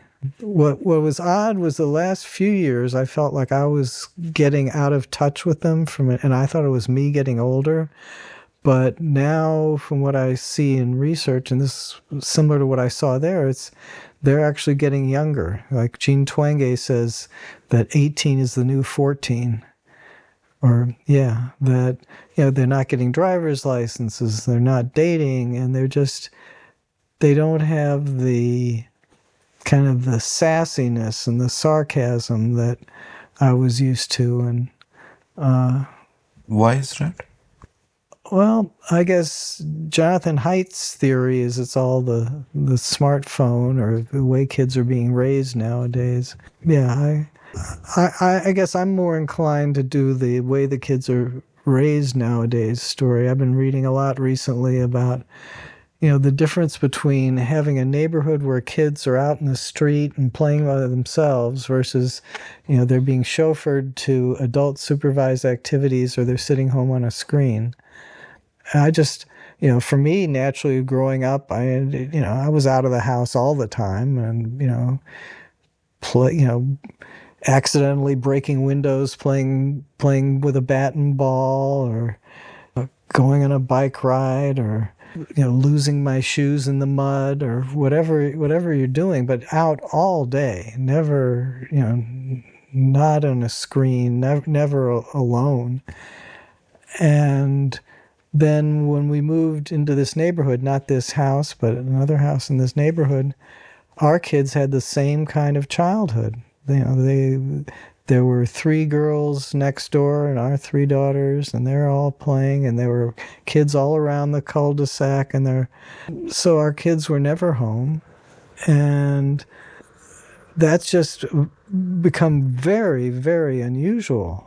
So kids are spending all their time either on a screen or in an adult supervised activity. And I think I don't know, this is me being an old man. I think there's something bad about that. Go out and negotiate with other kids and, form your gang and come up with your own rules, do your own play acting. Do handstands. Yeah. It's something I think about a lot also, and I don't want to be nostalgic for the sake of it or judgmental on what the world is like. And I think of the pros and the cons that at one hand, like I was just telling someone yesterday that, oh my God, I wish I was 20 today because it's such an exciting time. All the knowledge of the world is at your fingertips, or the opportunities seem endless. But at the same time, much as, there was a scarcity of books and music that I had access to when I was growing up back in the day, I did have a lot of leisure time to think. I did have to go out and play, etc., etc. And the texture of life was different. Like, I often think about the rhythm in which we spend our days. That if you're scrolling, swiping, it's a very choppy rhythm of the mind. And that can affect the way you think. That can affect your capacity to focus and to go deep into any kind of work. And that worries me. And lest it sound like I'm passing judgment on, young kids today, I'm actually, in a sense, lamenting what has happened to me as well. Because I will often Sure. find that instead of sitting and reading a book for a couple of hours, I'll just spend a couple of hours on Twitter or Instagram just doom scrolling and completely mindless. And at the end of it, I'm stupider than I was before. And one has to, and again, this shift has taken place not because of the evil intent of someone. All these tech giants are just trying to maximize engagement, and in that process, they end up amplifying instincts we already have, we're hardwired with, and some of them tend to be, instincts like this and the urge for constant dopamine. And you've also got a recent Substack post about that as well. So, what is your sense about the textures of a thinker's life? How you read books, how you write. Do you feel that thinkers today will fundamentally be doing the job differently just because of the way the world is? Yeah, I think so. I mean, for me, I do a lot of my creative work on a bicycle. Like, and I'll go on a bike ride for hours. I mean, hours. I'm gonna, you know, I don't cover a whole lot of mileage relative to those hours, but I am, there. And, you know, in theory, I guess you could look at your smartphone on a bike, but in practice, you don't. So, I mean, like I took a walk this morning, and I have to admit, I was probably on my phone for 3/4 of the walk. So the walk didn't do it for me, although most walks do. A lot of, and like, it used to be I was doing more, I would be, doing a talk for, like, maybe once a month, or no, maybe not that, once every couple months. And for a talk, I would spend hours walking, honing that talk down to what I wanted, rehearsing and whatever. So usually I can do a lot of thinking while I'm walking, but biking is the best because you absolutely you can't be you'll crash into something if you focus on a phone. So I do a lot of thinking there, and so when you talk about the pace and the structure, that's really helpful. I remember when I was younger and read, I would put on music, and that helped with reading. Now my brain doesn't work that way anymore, and I don't have a solution for reading. I probably cannot stick with a book for more than 15 or 20 minutes at a time, and I don't know what to do about that. And some of it I blame the books on, that it just they're not information dense, as I've said. The blogs tend to be more information dense, but even so, sometimes you would like to go ahead and sink into a book. Yeah. So yeah, you're right. It is going to change the way people think. I mean, there's some people who think it's going to be completely haywire, that we're not going to be able to sort of reason logically anymore. We're just going to be jumping from thought to thought. I mean, I'm a little more hopeful for that, partly from the experience of this podcast. Like, when I began this podcast 7 years ago, I thought people have short attention spans, got to hook them in the first 15 seconds. Episode should be 10 minutes, 20 minutes. And my longest episode was like 9 hours, 53 minutes released, 3 weeks back, and it's just got a phenomenal reception. And what I've realized is that we contain multitudes. So there is a time where I am in a scrolling and swiping mode, but people also want to go deep. And when the rest of the media is a mile wide and an inch deep, then, they value that depth. Like, my other counter to the short attention span is that back in the day, you'd have your typical Hollywood film is about 90 minutes or 2 hours, right? And today, when people start binge watching a show on an OTT platform, you're going to, you can sit and watch 10 hours at a go easily because you're just engrossed in it. So I think that at one level it is true, and I lament it in myself, that the rhythms can be shorter and choppier, and you really have to control your smartphone usage. But at another level, I think the hunger is there. Ultimately, people who make any kinds of content, they shouldn't make an excuse about, oh, people don't have attention spans anymore. You give them compelling content, they will spend the time, they will consume it. Yeah, I'd say one thing, and this is, I think my problem with podcasts is for long form, my rhythm is read, process, read, process. Podcast, it's like, I didn't get a chance to process that thought, and now you're on to the next one. And I didn't get That's a fair point. I mean, I think different media have their own advantages and disadvantages. I think what happens with podcasts is that, number one, people tend to listen when they're a captive audience, like on a bicycle, for example. Yeah. So or in a car, yeah. Yeah, so you're a captive audience, you're working out, or you're commuting, or you're doing errands, and people listen at higher speeds, and which is easy to do because the brain can actually take in 500 words a minute. Yeah. So, it normalizes very fast.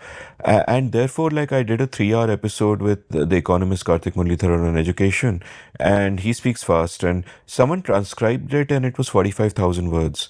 And I'm thinking, you're getting 45,000 words of directed conversation in 90 minutes, because if you're listening to it at double speed, and you're not going to be able to read that much of a book that fast, right? So I agree with you that slow state where you read a paragraph and you think about something and your mind goes somewhere else, that process isn't there. But at least you're listening to that conversation and you're getting introduced to something. And I hope many of the people listening to this will, buy your books and think about it, engage with your Substack. And so it's part of that process. Yeah, that's interesting. I didn't realize that you could process that much, because I think of myself as reading fast. But that's the other thing I'll pitch for reading as a long form thing is that you can skim. I mean, I often talk about, I read a book outside in. I read what's on the cover, like what do the blurbs say, what about the author, what is the summary, and then I read the introduction, then I read the conclusion, and then I look at the table of contents. I say, well, how are you going to deal with this issue? Oh, is this chapter going to do it? So that's harder to do with a podcast. But yeah, I think it definitely, I can see where it would be easier to stay focused on a podcast. Like the classic thing is somebody's jogging. Well, if you're jogging and you've got that in your ear, it's not like you're going to all of a sudden say, well, I'll check my email. You really, you stick with it. So before we go in for a break, one question following up from something you said about your teaching experiences, which is, you mentioned that the college kids you taught would be more transactional and not so, plugged in, whereas the high schoolers were much more plugged in.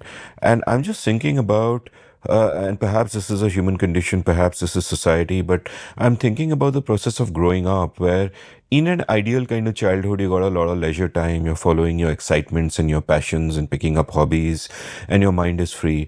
And I worry that at some stage in our lives, what tends to happen is that everything can become goal directed.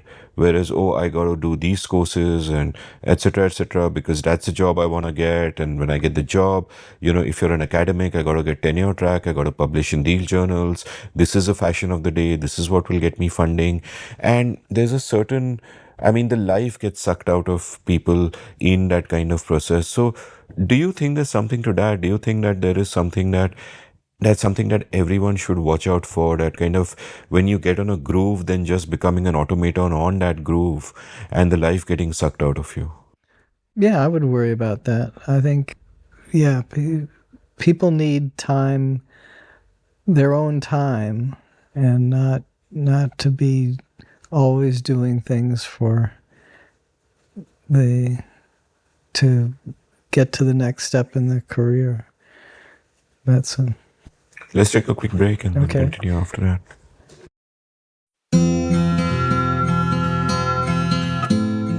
Have you always wanted to be a writer but never quite gotten down to it? Well, I'd love to help you. Since April 2020, I've enjoyed teaching 27 cohorts of my online course, The Art of Clear Writing, and an online community has now sprung up of all my past students. We have workshops, a newsletter to showcase the work of students, and vibrant community interaction. In the course itself, through 4 webinars spread over 4 weekends, I share all I know about the craft and practice of clear writing. There are many exercises, much interaction, and a lovely and lively community at the end of it. The course costs Rs 10,000 plus GST, or about $150. If you're interested, head on over to register at indiauncut.com/clearwriting. That's indiauncut.com/clearwriting. Being a good writer doesn't require God-given talent, just a willingness to work hard and a clear idea of what you need to do to refine your skills. I can help you. Welcome back to The Seen and the Unseen. I'm still sitting here with Arnold Kling, chatting about ideas, and I want to talk about your book, The Three Languages of Politics and the Ideas in that. But before that, I also want to ask about how you sort of arrived at that openness of thinking about the world. Because when I first heard of you in the early 2000s, it was as being one of the libertarian bloggers, quote unquote. And for me, it was incredibly refreshing because these ideas simply were not there back in our discourse. And luckily, the internet allows you to access the world's knowledge and to form communities of choice as opposed to communities of circumstance. So it was revealing for me. But I think also there is a tendency there, and there is a reason I don't anymore, though I'll identify with all those values, but I don't use that label anymore. I don't use any labels anymore, is because those labels tend to take you into tribalistic directions. And then it becomes, oh, you libertarians did this, or you progressives did this, or you conservatives are this, etc., etc. And of course, we have our own tribes back home as well. But I do understand the allure of those labels, the allure of the tribal affiliation, in which case there is a danger that you will constantly disdain people on the other side, and you will always find yourself to be the one who is full of virtue and who is enlightened. Was that ever a trap for you? Like, has it always been a habit of your mind, perhaps because you're engaging with the real world constantly, you've been an entrepreneur, that you don't really care about one point of view or another? You just want to test everything against the real world, and therefore you have to be open. Yeah, I think having a habit of challenging people on your own side is a good habit, and I think I've probably had it for a long time. And again, the people that I've most wanted to imitate were people who challenged people on their own side. Again, Bernie Safran, if you took one point of view, he would push back and give you the other point of view. And Tyler Cowen, again, you can tell he enjoys it when he knows that he's annoying his audience. And I certainly don't do things to that extreme, but I will write a post knowing that I'm going to get flack from a lot of people in the audience, and I get now several unsubscribes for every post that I do. It's remarkable to me that the net is still positive, that the number of subscribers to my Substack is still growing because I get so many unsubscribed. That, by the way, I don't think that is because you piss people off. I think every time I put a post as well, like I have about 10,000 followers or whatever, every time I put a post as well, there are a bunch of unsubscribes, but the net is always positive. I think it's just that somebody sees it in their inbox and realizes, oh, I don't read this anymore, and they unsubscribe, which is, I think, broadly sensible. You can't hold it against them. Well, but I do notice spikes when I say something that's a little bit more, extreme. Or just, especially ones that counter people on the right. I think I've really selected a lot of new right type people, even though I'm not so much new right myself. Somehow I guess sort of any port in a storm, I guess they feel like, well, I don't always denounce Trump, even though I do denounce a fair amount. And in fact, we'll see how many unsubscribes I get. I think it's tomorrow. I've scheduled something where I have a few of my, let's say I'm less than flattering to J.D. Vance. I'll just say that. And he's the current thing, so. We are recording this on July 18th, so dear listener, you can check out Arnold's Substack post of July 19th and, see what you feel about it. And I wonder if a lot of ideological affiliation happens not because of what you're for, but what you're against. Like, I remember I did an episode on Hindutva once with Akar Patel, the Indian writer and thinker, and he made a great point. He said, I know what Hindutva is against, right? You're basically anti-Muslim. So I know what Hindutva is against. What is it for? Yeah. What is your positive vision? And there's, very little there per se. And similarly, earlier you mentioned about how the anti-American sentiment of the Chomskyites at the time of the Vietnam War could be a put-off for some people, and could, just make you see that, could turn you against them. Do you think that a lot of politics today is driven by what people are against rather than what they are for? Where people on the right will look at the left and see the chaos on the far left, the woke excesses, and just say that, man, we got to be against that. And equally, the people on the left will just look at Donald Trump and they'll be like, what the fuck, So does that also drive a lot of affiliation? Yeah, and it's a simple heuristic, and I think it allows people to reach closure. So there's a lot of ambiguity really in politics if you think about it. Like I think in my post for the July 19th, I say that most people would say on a scale of 1 to 10 on evaluating Trump, they're either 1 or they're 10. And I say, well, I'm kind of between 3 and 4. And that's, that's not typical. And I think, so most of these things really have some complexity and some ambiguity to them. But one way to simplify that is, well, if I'm sure that I hate Trump, like, I was talking to somebody who's a conservative, and she says, I'm going to vote for Biden if he's a corpse, because she's a never Trumper. And it really does, it enables you to reach closure and not have to carry the ambiguity with you. So yeah, it's very good. I think I mentioned on my Substack, I went to this, the National Conservative Convention, even though I'm probably somewhere between a 2 and a 3 on national conservatism. I'm not a big fan. I'm becoming less of a fan every day.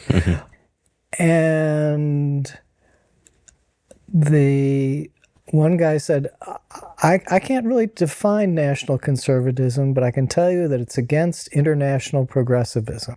And I thought, well, I could be against international progressivism, and I thought that, but that's probably the best, the most broadly acceptable definition of national conservatism you could come up with is what it's against. There's this term, Eric Weinstein, who's also been on the show, he'd coined this term, the intellectual dark web. Yeah. And I think Barry Weiss wrote a piece about it for NYT, and it was about this bunch of thinkers whose only common thread was what they were against. They were otherwise wildly different in terms of what they were for, whether you're looking at Sam Harris or Jordan Peterson or the Weinsteins or whoever, even Dawkins by some accounts. But what they're against is common. And I just find this such a sort of a weird way to arrive at a particular place. Yeah. Let's talk about the book now. What struck me about the book, and the first version of the 3 Languages of Politics came out in 2013, of course, before Twitter got to where it is, where it eventually got, where it just got more and more polarized and it was madness. But there's a sentence from the book that sums up modern social media so well, where you write, our political debates are not debates, but are instead vehement expressions of tribal anger. Right. And I find that more and more we are constantly speaking past each other. And I want you to sort of elaborate, for my listeners on what the core thesis of your book is. Like, why is that? Why is it that everything is tribal anger and constructive discussions are so hard? Okay, so yeah, one of my lines is when I first wrote the book, I was I saw that there was a lot of anger in political discussions, and I wanted to counter that. And since then, it's not anger anymore; it's outrage. So, It's, yeah, I think that's the question that my book has a hard time answering. So people love the classification system that I have. So the simple classification system is that the progressive looks at people through an oppressor-oppressed lens, and you're the bad guy if you're the oppressor, and you're the good guy if you're the oppressed. And the conservative looks at a civilization versus barbarism, that the good people are the people who defend civilization and the bad people are the people who try to knock it down. And the libertarian looks at a liberty coercion axis, and good people are people who fight for liberty and the bad people are people who have are in favor of government coercion. So that's a very simple model, and people, when they hear it, they say, "Yeah, that helps organize things." Like just lately with the Gaza war, it works almost perfectly. Like if you want to explain why somebody sides with the Palestinians, it's because they're going to go with the oppressor-oppressed framing, and if you want to have somebody side with the Israelis, they'll talk in civilization barbarism terms. The hard part of the book, and the book that the parts that got rewritten and expanded the most, is this question that you're raising of sort of what is it that makes people talk past each other this way. And that gets into a lot of speculation about social psychology. That, first of all, I think people use these axes to demonize the other side, that's the main use. It's not like someone sits there and thinks, well, how am I going to think about the Palestinian conflict? Well, who's the oppressor? Who's the oppressed? It's more like, how am I going to describe the people that I hate or the people that I'm against? And I'll say, well, they're on the side of oppression, or they're on the side of barbarism or whatever. And so that raises the question, well, why do people want to organize things that way? And why do they want to make sure they can demonize their opponents and signal to their friends that they understand that their opponents are demons? And so that suggests that maybe that's what tribalism is kind of about, is being able to use symbols, and language, to identify your own tribe, and then you also use that language to be able to say to the people in your tribe, the other tribe is bad. They are a blank. They're on the side of oppression, or they're on the side of barbarism. So here's something that I kind of think about, that my instinctive response to every issue is, of course, from where I stand, where I look at individual freedom and, be outraged if that is infringed in any way, and I'll speak out against coercion. And people often normalize the state but don't realize that the state is the biggest locus of coercion. Every act of government is an act of violence, as, I once put it in one of my column headlines. Here's a question, though. One way of thinking about this is that, let's say that you're progressive and I'm libertarian, right? And you care about something on the oppressor-oppressed axis, and you're like, oh, we've got to help group X because they're oppressed. And I come at you and say that, yeah, I agree with you. I'll speak to you on your terms. I agree with you. We got to help group X. And the best way of doing that is through economic freedom, so they can get prosperous enough to be liberated, right? So I'm just taking one random argument for the sake of it. And what this would be doing is that this would be appealing to consequences and then saying that these are the means that will get you there. Whereas another way of thinking about it is that you could say that I don't care about the consequences. Freedom is a core value, or equality is a core value, or tradition is a core value. And the consequences don't really matter to me. I'm closed off to all of that. This is a core value. You cannot mess with it. So how does one think about that? Like when, you arrive, like I often ask myself this question, that, okay, I value freedom, but I value freedom. It's easy for me to value freedom because at an instinctual level, I can look at it as a deontological goal, that this is my first principle, freedom before all, individual agency, consent, all these things matter.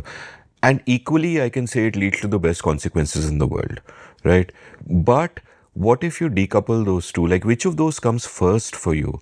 Like Robert Nozick has this great thought experiment about the experience machine, right?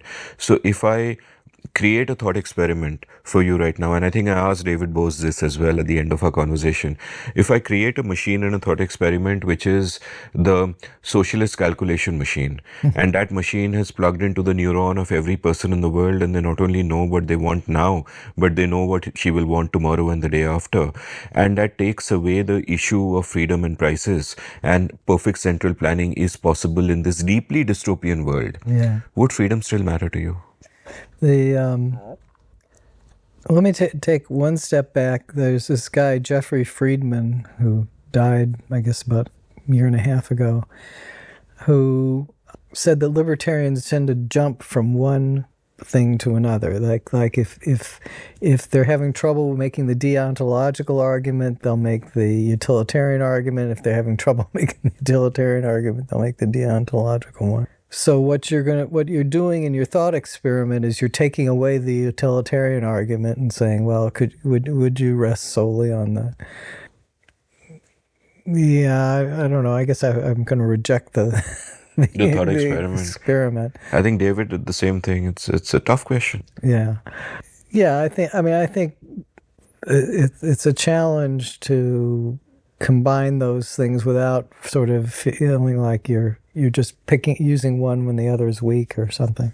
I think it's very hard to settle your feelings philosophically. Like, I don't sit there and think, well, Kling has the following set of axioms, and therefore his beliefs follow from that. I accept the fact that I've got various emotional reactions to things, and I think that's the way most. I sort of picture people as starting with some emotional affiliations, like I really like this person, or I really like, this country, or whatever. And then work their way down to some rationales, but then finally work their way into these demonization approaches. And that's where, I don't know. So I guess I would say you pick your tribe. Once you've picked your tribe, you tend to use that tribe's language, especially when you're demonizing another tribe. That's kind of my picture of it, as opposed to you work out your political philosophy and go from there. I don't think that's, you might think that's your model, but I don't think that's psychologically what happens. Yeah, and actually, in a sense, in your book, you do point out that different frames can fit different parts of history. For example, you speak about how, when the civil rights movement happened, the progressive frame is perfect there. That's what you need, because there is great oppression and that framework just works perfectly. You speak about how when urban crime in the 1970s went up, the conservative frame is great because order matters, order in society matters, and things seem like they're breaking down. And when it comes to something like the criminalization of marijuana, with all the decades-long knock-on effects that it had on society, that the libertarian frame is great, although I'm starting to back away from that. I'm not. I still don't like the state coercion, but we haven't arrived at the utopian solution on that yet. For a moment, let me ask you a provocative question. That these are, as you correctly said, the three languages of politics. They are languages of politics. This is a rhetoric. You've nailed all of that down. How many of the people who profess to be part of these tribes actually believe in these principles or actually believe in these frames? Because what we have seen more and more in recent times is that tribalism trumps all. And I didn't mean it as a pun, but I guess tribalism trumps all. Because what we've seen with the Republican Party, for example, is that, as you've also written about in your Substack posts, the Reaganite Republican Party is basically dead, right? Republicans who you thought will stand for free trade and will stand for certain principles have abandoned those principles completely and given themselves over to a demagogue who stands for nothing any conservative from 20 years ago would ever approve of. Yeah, well, the fourth language that's kind of emerged is kind of the somewhere versus anywhere language. That is, they're the people who, are very cosmopolitan and could live anywhere. They would be happier in Prague than in Peoria. And then there are the people who live in Peoria and would never want to even visit Prague. So that's become another language, a fourth kind of axis, and there may be others out there. But ultimately it's the tribalism, and the tribalism, I guess, can be based on many different things, right? So people say, well, Trump is appealing to racists. But actually what he most appeals to is people who have kind of an honor culture framework. That is, they want to insult other people. They want to react very strongly to insults. They're willing to fight over things. So when, the recent assassination attempt, where he puts his fist in the air, goes fight, fight, fight, that's a real honor culture kind of behavior.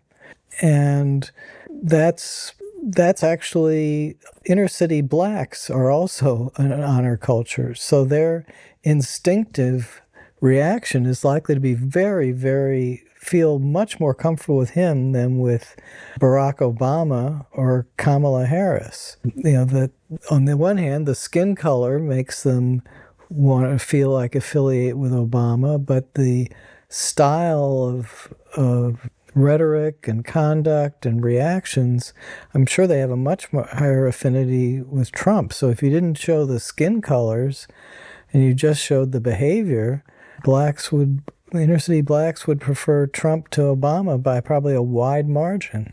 So anyway, I think it's the central phenomenon is the tribalism, and then the principles are almost like a little bit of decoration around that central thing. So the question, people say, who do I feel an affinity with? And once they know who they feel an affinity with, then they can kind of coalesce around a set of sort of political positions that they can all share, and then especially they can coalesce around who it is that they hate, that they don't like. So the populists, right, they sort of know that the college-educated anywheres hold them in contempt, and the college-educated anywheres do hold them in contempt, and so you have that tribal opposition, and that's really the pole around which a lot of this is taking place. I assume that National Rally in France is the somewheres in France, and Macron represents the anywheres, and I don't know how the left is viewed, how the far left, where they stand on that. Maybe they're, I don't know. Maybe I think, for example, I don't know where the yellow vest movement is. Is it a left-wing movement, or is it part of a national rally type movement? I don't even know. In the UK, clearly the traditional Tories are really part of the anywhere class, and the Reform is appealing to the somewhere class, and that's obviously those polls are strong, and who knows where Starmer will try to, where he's going to try to fit in, or where he, my guess is probably more in the anywhere class, and if he does, then that'll probably cause those polls to get stronger in both directions. And in the U.S., obviously Trump is for the somewhere, appeals to the somewhere class. But it's how people naturally feel, like who feels like me and who threatens people like me. And then once they sort out along those dimensions, then they know who threatens them, and they keep using language that emphasizes that threat. So in the U.S., the progressives just keep saying that Trump's a fascist and he's a threat to our democracy. And the Trump people, if you go to the Republican convention, if you replay the speeches, it's all about the elites who don't like America. And Vance is saying, 7 generations of my people are buried in this cemetery in Kentucky, and I'm going to be buried there. My grandchildren are going to bury me there. He's giving the somewhere pitch, perfect pitch on that. Whether he really believes it, I don't know. I read that news today, and in your book you talk about how what each of the tribes will tend to do is they will tend to take the least charitable interpretation of anything their opponent does. And in the morning there was a news about how Vance saying this makes him automatically racist. It was interpreted as racist. And I'm like, there you go again. You're taking literally the least charitable view instead of just being charitable. And and there's this great book by Jan Werner Muller called What is Populism? I've done an episode of my YouTube show on that as well. And the one common element that is common to all populist movements across the world, including in India, is anti-elitism. So I love this frame of yours, somewhere versus anywhere, that really kind of sums it up. Like I came across, like at a personal level, moving away from the political, I came across this beautiful phrase a guest of mine, Sugata Srinivasaraju, used many episodes ago. And the phrase was rooted cosmopolitanism. Mm-hmm. And he described himself as a rooted cosmopolitan, that you can be at home anywhere in the world, but you also have a strong sense of where you are from and it matters to you, and that culture and that community is ingrained in you in a very good, reaffirming way, and not in a toxic, exclusive, excluding way. And my lament for myself was that I've always kind of prided myself on the cosmopolitanism and not being rooted enough. And that's just a lament I have, which I guess one can fix if one wants to with time. So that somewhere, anywhere frame just makes a lot of sort of sense to me. And I want to kind of take you somewhere now, and this is somewhere back in time. This is prehistory, where we are living in tribes, and where what you describe as our operating system is evolving.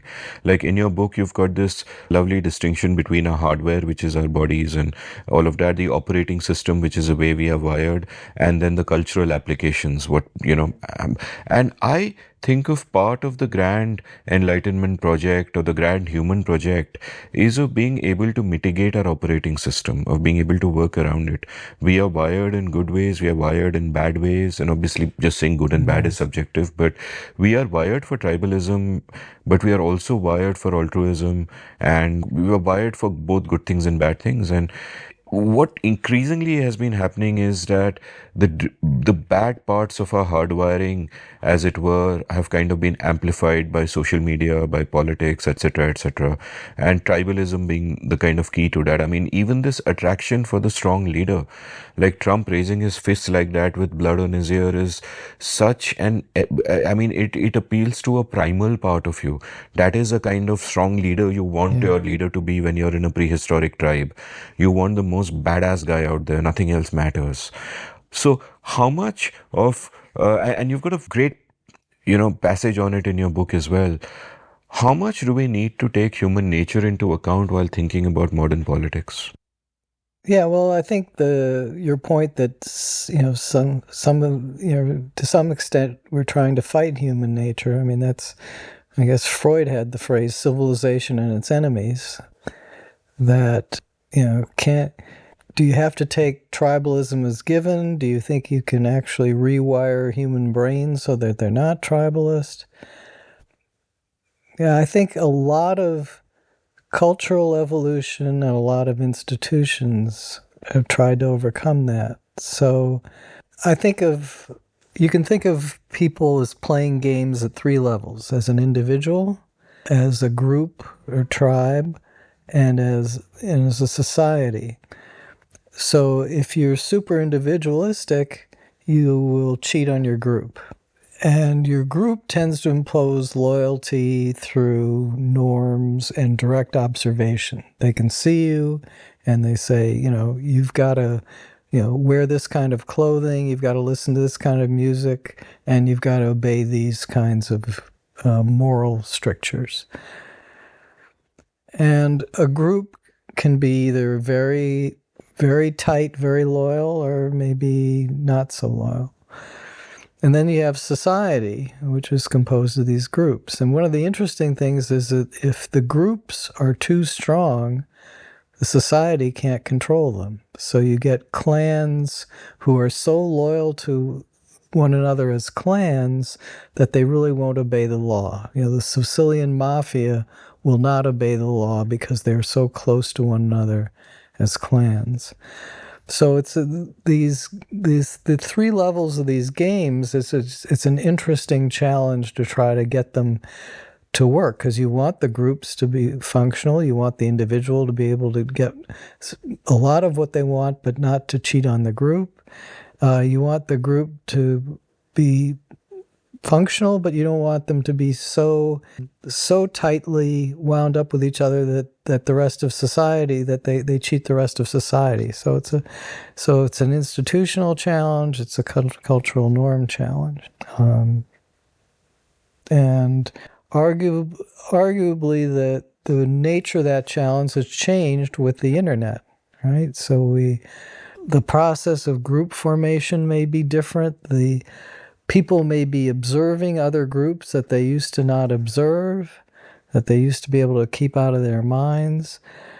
And I think most importantly is some of the institutional solutions to conflict are not working. We don't have the legitimate establishment anymore. We don't have the legitimate media anymore. And how we're going to reconfigure institutional structures is up in the air. I think the institutional structures that worked, from starting in the 17th century and up through the 20th century, don't seem to be institutional structures that we can sustain now. So I have my question of, is the United States too big? Is India too big? And people ask about, whether electoral systems can continue to work. Do our universities work anymore? Journalism doesn't seem to work anymore. And then the question is, if these institutional structures fail, does tribalism then get completely out of hand, and we just can't get along, and conflicts get out of hand? Can you specify what you mean precisely by institutional structures that in the past could have controlled tribalism but no longer are able to? Institutional structures include, let's say, there were huge economies of scale in media in the 20th century. So in the United States, you had just 3 television networks, you had the major newspapers, and the little guy couldn't get heard. And the advantage of that is we had an apparent consensus, and people who were outside of that consensus couldn't organize. The disadvantage is that if the consensus happened to be very misguided, it could just take you off in a bad direction. And in any case, that we can't go back to that. You cannot suppress dissident people from organizing in an internet world. Or it's very hard to. You have to be like Iran or China to do that, and that probably isn't the right institutional structure. Although it could end up being that. That could be where the equilibrium heads. But in a non-repressive society, what kind of institutional structure are you going to have when dissidents are able to organize? I also think about the way incentives play out. For example, if you're a young person today, you go on social media, it's very comforting to find a tribe of people that you can belong to. Now, back in the day, what would happen is when I was 20, I might have had all kinds of weird opinions, but I'm not putting them out there. There's no need to double down on them. I can keep changing my mind. No one's watching me. No one is taking screenshots. Today, what happens is you go out there, the incentive is to find belonging in an ideological tribe.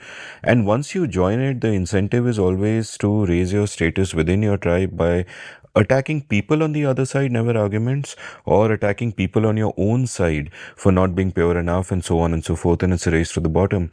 And you've similarly got this a wonderful paragraph in your book where you write about the incentives of political pundits. And you write, consider three goals that a political pundit might have.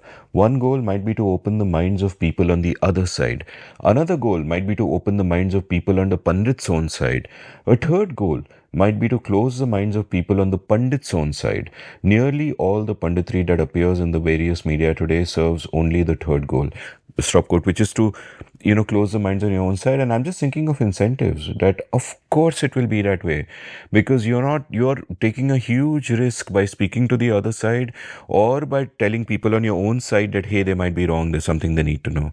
It's so much easier to just, preach to the choir and, play that particular game. And it then feels like a race to the bottom. And my personal, almost optimistic sense is that the noise we hear on social media is really two vocal minorities shouting at each other. The silent majority is sensible and it gets it. But the point is that the noise drowns out the silence, like, obviously. Yeah, no, I think in this environment you have to feel very secure in order to, especially to challenge your own side. Like, again, Tyler will do that.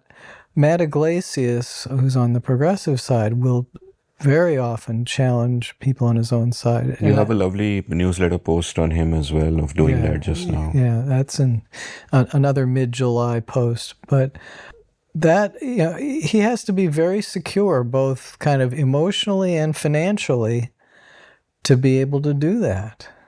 Because, there's a phrase that people use about people on social media, audience capture, that, once you kind of establish yourself as being part of one tribe, you become captured by your audience, and you just have to keep satisfying that tribe. You can't question them.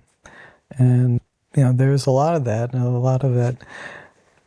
Again, there are people who dream of alternative institutional structures, myself included. I had this idea that I called fantasy intellectual teams, where I would develop a grading system that graded people on non-tribalistic, open-minded thinking, and then, individuals could then pick teams, like say, I pick, Tyler Cowen, I pick Robert Wright, I pick Matt Iglesias, and based on who they pick, they would be like competing to get to do well. And actually, with these AIs, you could actually implement that.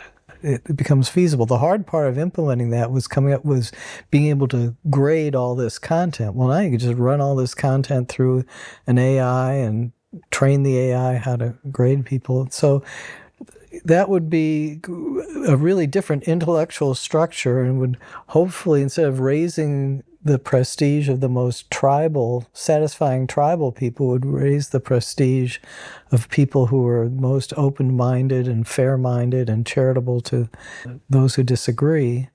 And there are other people who've come up with other schemes that maybe aren't as complex and weird as that. And I think the availability of these AIs and their ability they could just process all this stuff, I think maybe we'll see something like that, where instead of people being rated by how many retweets they get rated by systems that evaluate the objectivity or fairness of their thinking. And then if you're right that's really what most people would like to see, then those other again, institutional structures, which may be a fancy term, but could elevate different sorts of people, and so you wouldn't have the shouting minority be the most prominent people. I think the shouters are in the minority, but the majority will, either suffer from rational ignorance or cognitive laziness. Because what happens when an issue breaks is that the comfortable thing to do is pick a heuristic and judge it on the basis of that heuristic and simply go by that. There's no appetite for complexity. Plus, I figure if we were to gamify the system like this, where you're actually creating a new prestige system based on openness, it would then be an incentive to be open for the sake of it, and people might not take stands where they need to take a stand. Yeah, that'd be a risk, but I guess I don't think of the people that I would assign high prestige to as people who would be, suffer from analysis paralysis. I think they're so. Yeah, I mean, I think this is my opinion. The people that I think are good thinkers, I would be happy to see them have a lot more prestige. Maybe that's a kind of a automatic way of thinking about it, but rather than saying that libertarians should have the most prestige, or people who have the conservative/libertarian view should have the most prestige, I think people who have the ability to steelman the other side, to understand the weaknesses in their own position, and who have who were able to say, I would change my mind if such and such happened. Those people, if you gave those people the most prestige, I think the world would be a better place. So I often, when I think about how I've kind of evolved my frameworks of looking at the world, I think that as far as facts are concerned, I'm always open to be challenged and proved wrong and all of that. The world is deeply complex. I can be corrected. As far as values are concerned, I am by now fairly rigid on the things that I value, like freedom, agency, autonomy, consent, etc., etc. What is it like for you? Like, what part of your belief system is something that is non-negotiable? And what are you open to changing? Like, what are the big things in which you've changed your mind over the years? I think, in terms of the three axes, I've definitely shifted way more toward liberty, coercion, and toward civilization barbarism, and away from an oppressor-oppressed framework. Yeah. So what are sort of my deepest values and what are my shallowest values at this point? I think if you scratch, you would find me as an elitist, that I really want an elite to be a deserving elite. And I really am bothered by people who I think of as undeserving elites. People who either I think are too selfishly motivated or just not that intelligent. Aren't most elites undeservingly elite? I think we've gotten to a point where we're in some realms we're not selecting for the right people.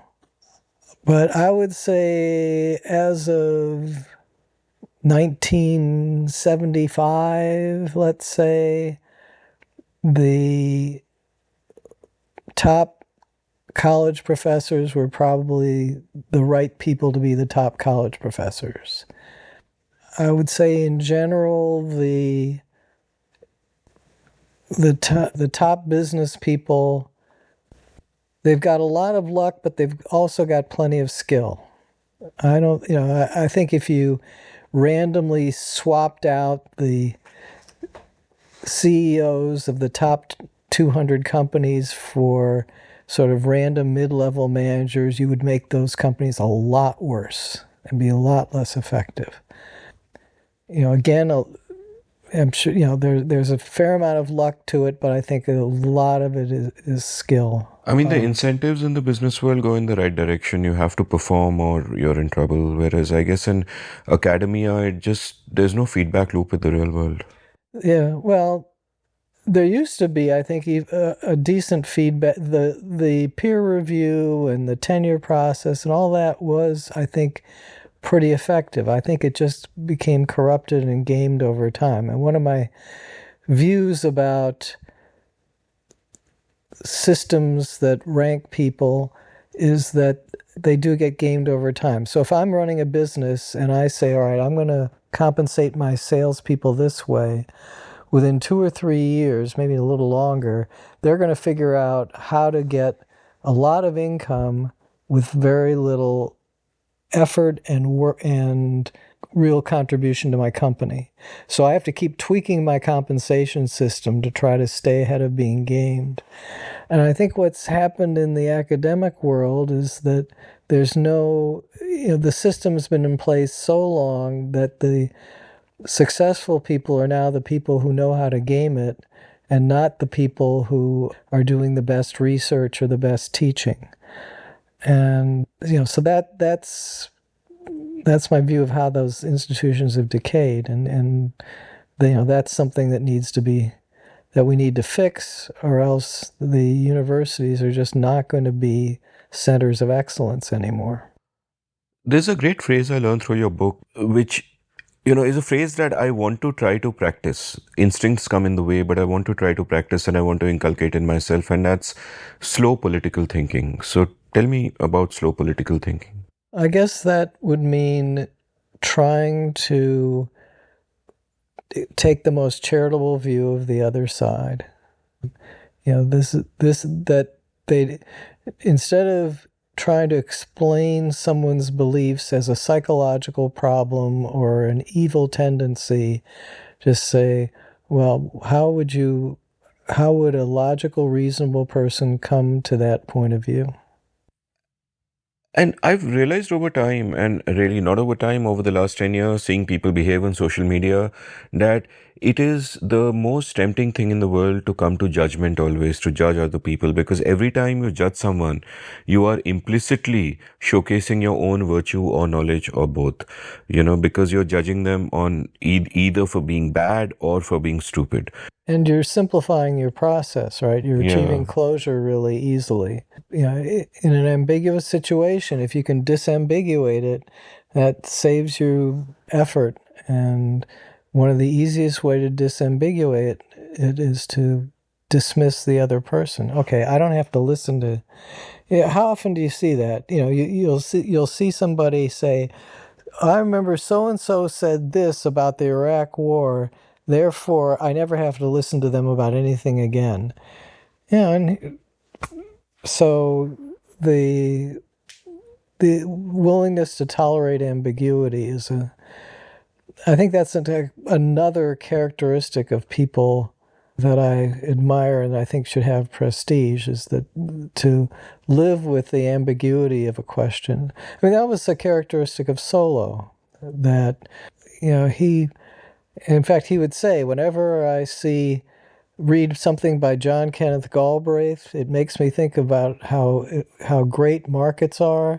And whenever I read something about Milton Friedman, all I can think about is market failure. And that ability to deal with ambiguity and not just sort of say, well, Galbraith once said this, and therefore you can dismiss everything he says. That's slow thinking, and that's what I admire. Is it harder and harder in these times? Well, yeah, reaction time is rewarded. Fast reaction time, especially on Twitter. And again, I actually try to force myself against that by scheduling posts in advance. Anytime you reward reaction time, obviously you don't reward people for dealing with ambiguity. One of the trends that it took me a long time to come to terms with is how slow change can happen. Like, I think of the tragic example in the 19th century of Ignaz Semmelweis, who was a guy who first showed that before a surgery, if you wash your hands, you're immediately cutting down on infection and deaths. And he was laughed at, treated as a heretic all his life, even though he, demonstrated it conclusively. He died in a lunatic asylum. Similarly, there's John Snow, who I think circa 1848 brought out a paper showing that cholera was caused by contaminated water. And he was ignored for about half a century, in which time millions of people, especially in India, died because this basic fact that he had proved was not taken into account. And there is this whole cliche of how paradigms change one funeral at a time. The pace of change is really slow. So, what is there in the world of economics today where you feel that they haven't changed fast enough, that they are just wrong? Like, in what sense are they not washing their hands or treating their water? A lot of things. I think the most thing is the emphasis on tangible factors of production. So labor and capital. And first of all, labor is very heterogeneous. There's a lot of difference between, somebody working in a field and somebody working at the desk on a computer. And capital is very heterogeneous. And there are many different types of capital that people have to come to terms with. There's social capital, there's knowledge capital, there's, all sorts of human capital. It's just, so what I call the neoclassical world, the way I picture the history is, first you have Karl Marx saying that capital exploits labor. And so he has this simple capital-labor dichotomy. And then the neoclassical reaction to that is to say, well, we can show that labor and capital each earn their marginal product. But it's still got the same, same homogeneous capital, homogeneous labor way of thinking. And we're so dependent on that now. I have a post scheduled about that I call, at the moment, lies, damn lies, and the productivity data. Because everyone, focuses on, the productivity trend went like this and like this. And, there's data out there that goes out to the third, fourth decimal place, and you can interpret that data all you want. I think it's like barely got the order of magnitude right, if that. So, that's unfortunately what I don't have. Like, it's one thing to say, well, now I have a cure for cholera. I don't have a cure for measuring productivity. All I can say is you're way over-interpreting changes in the measures that are out there.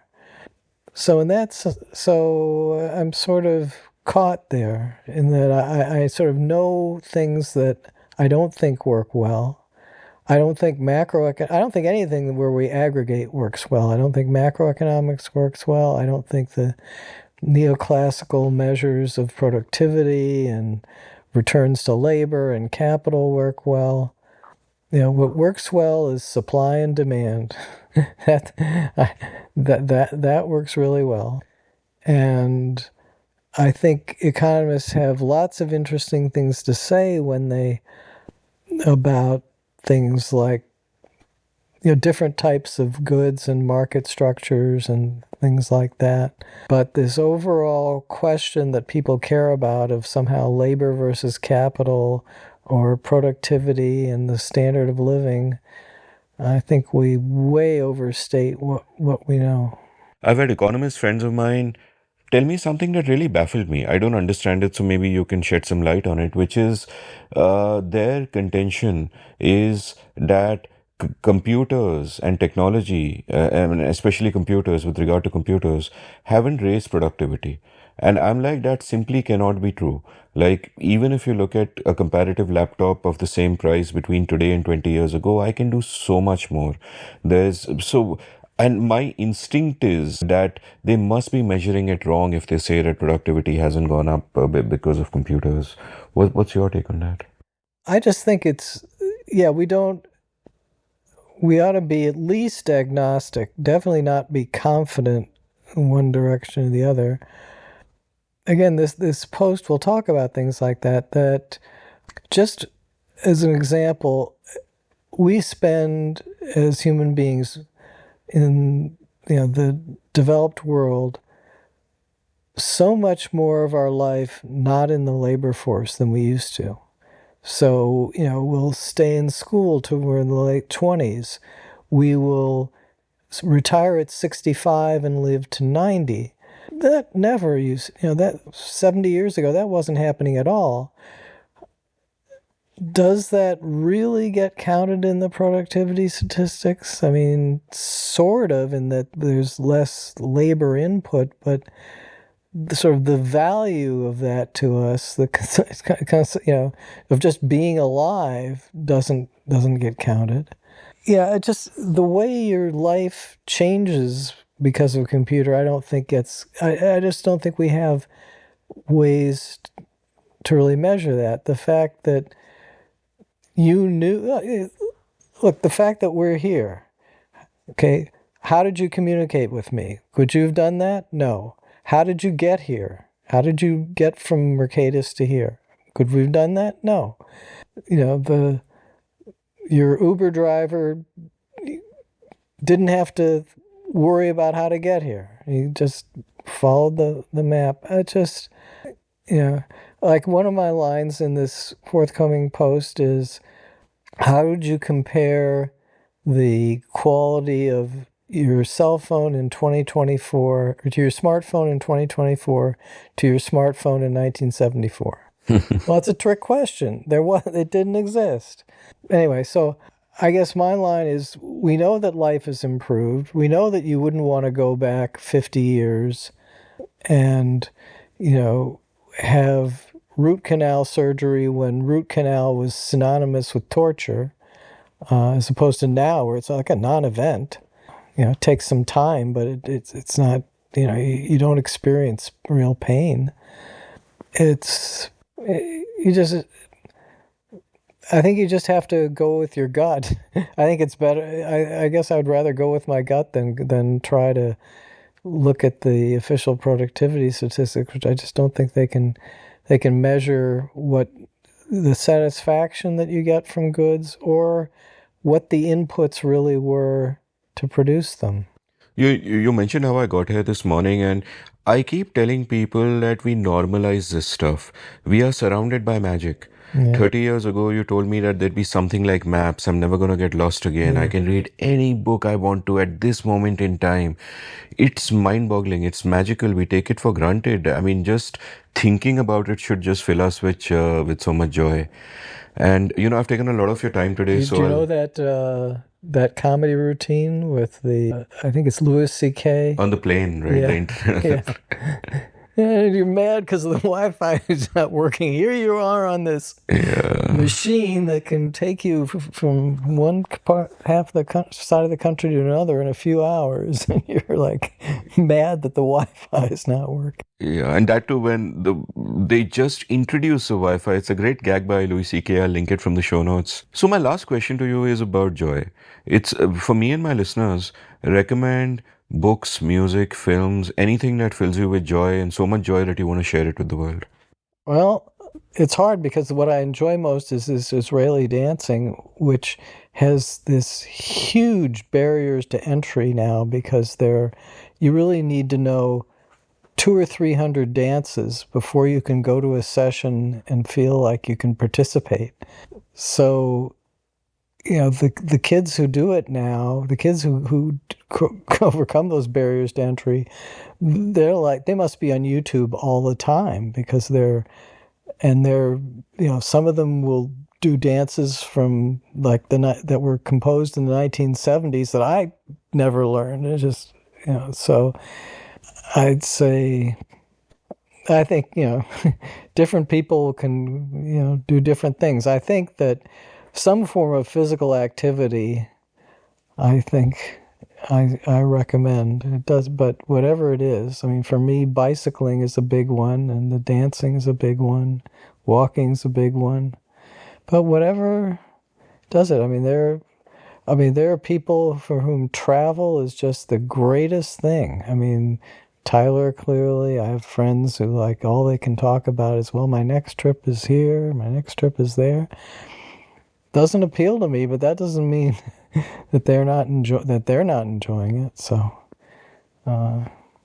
I don't know. Does that answer your question well enough? Or It answers my question well enough. And, with dancing, I remember again, written about it on your website where you point out this particular dance you really like. I hope I pronounce it right, called Ad or Habokar. yes, I just looked at it last night just to make sure I was Yeah. remembering it. Yes. Yeah, and you point out about how it's like, there are light circles of about 8 people, and the dance keeps building up momentum, and at no point can you drop hands, or the person next to you will just careen out of the circle. Yeah. And I love that as a metaphor for society about how we, all in all these unseen, subtle ways, rely on each other. And, there's something really interesting there. And by the way, your last answer might well be interpreted as advice to people to go out walking or running or cycling.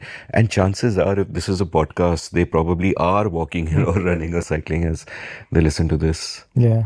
Arnold, thank you so much for your time. You've been really generous. I appreciate it. Okay, thank you. Hope it works. If you enjoyed listening to this episode, share it with anyone you think might be interested.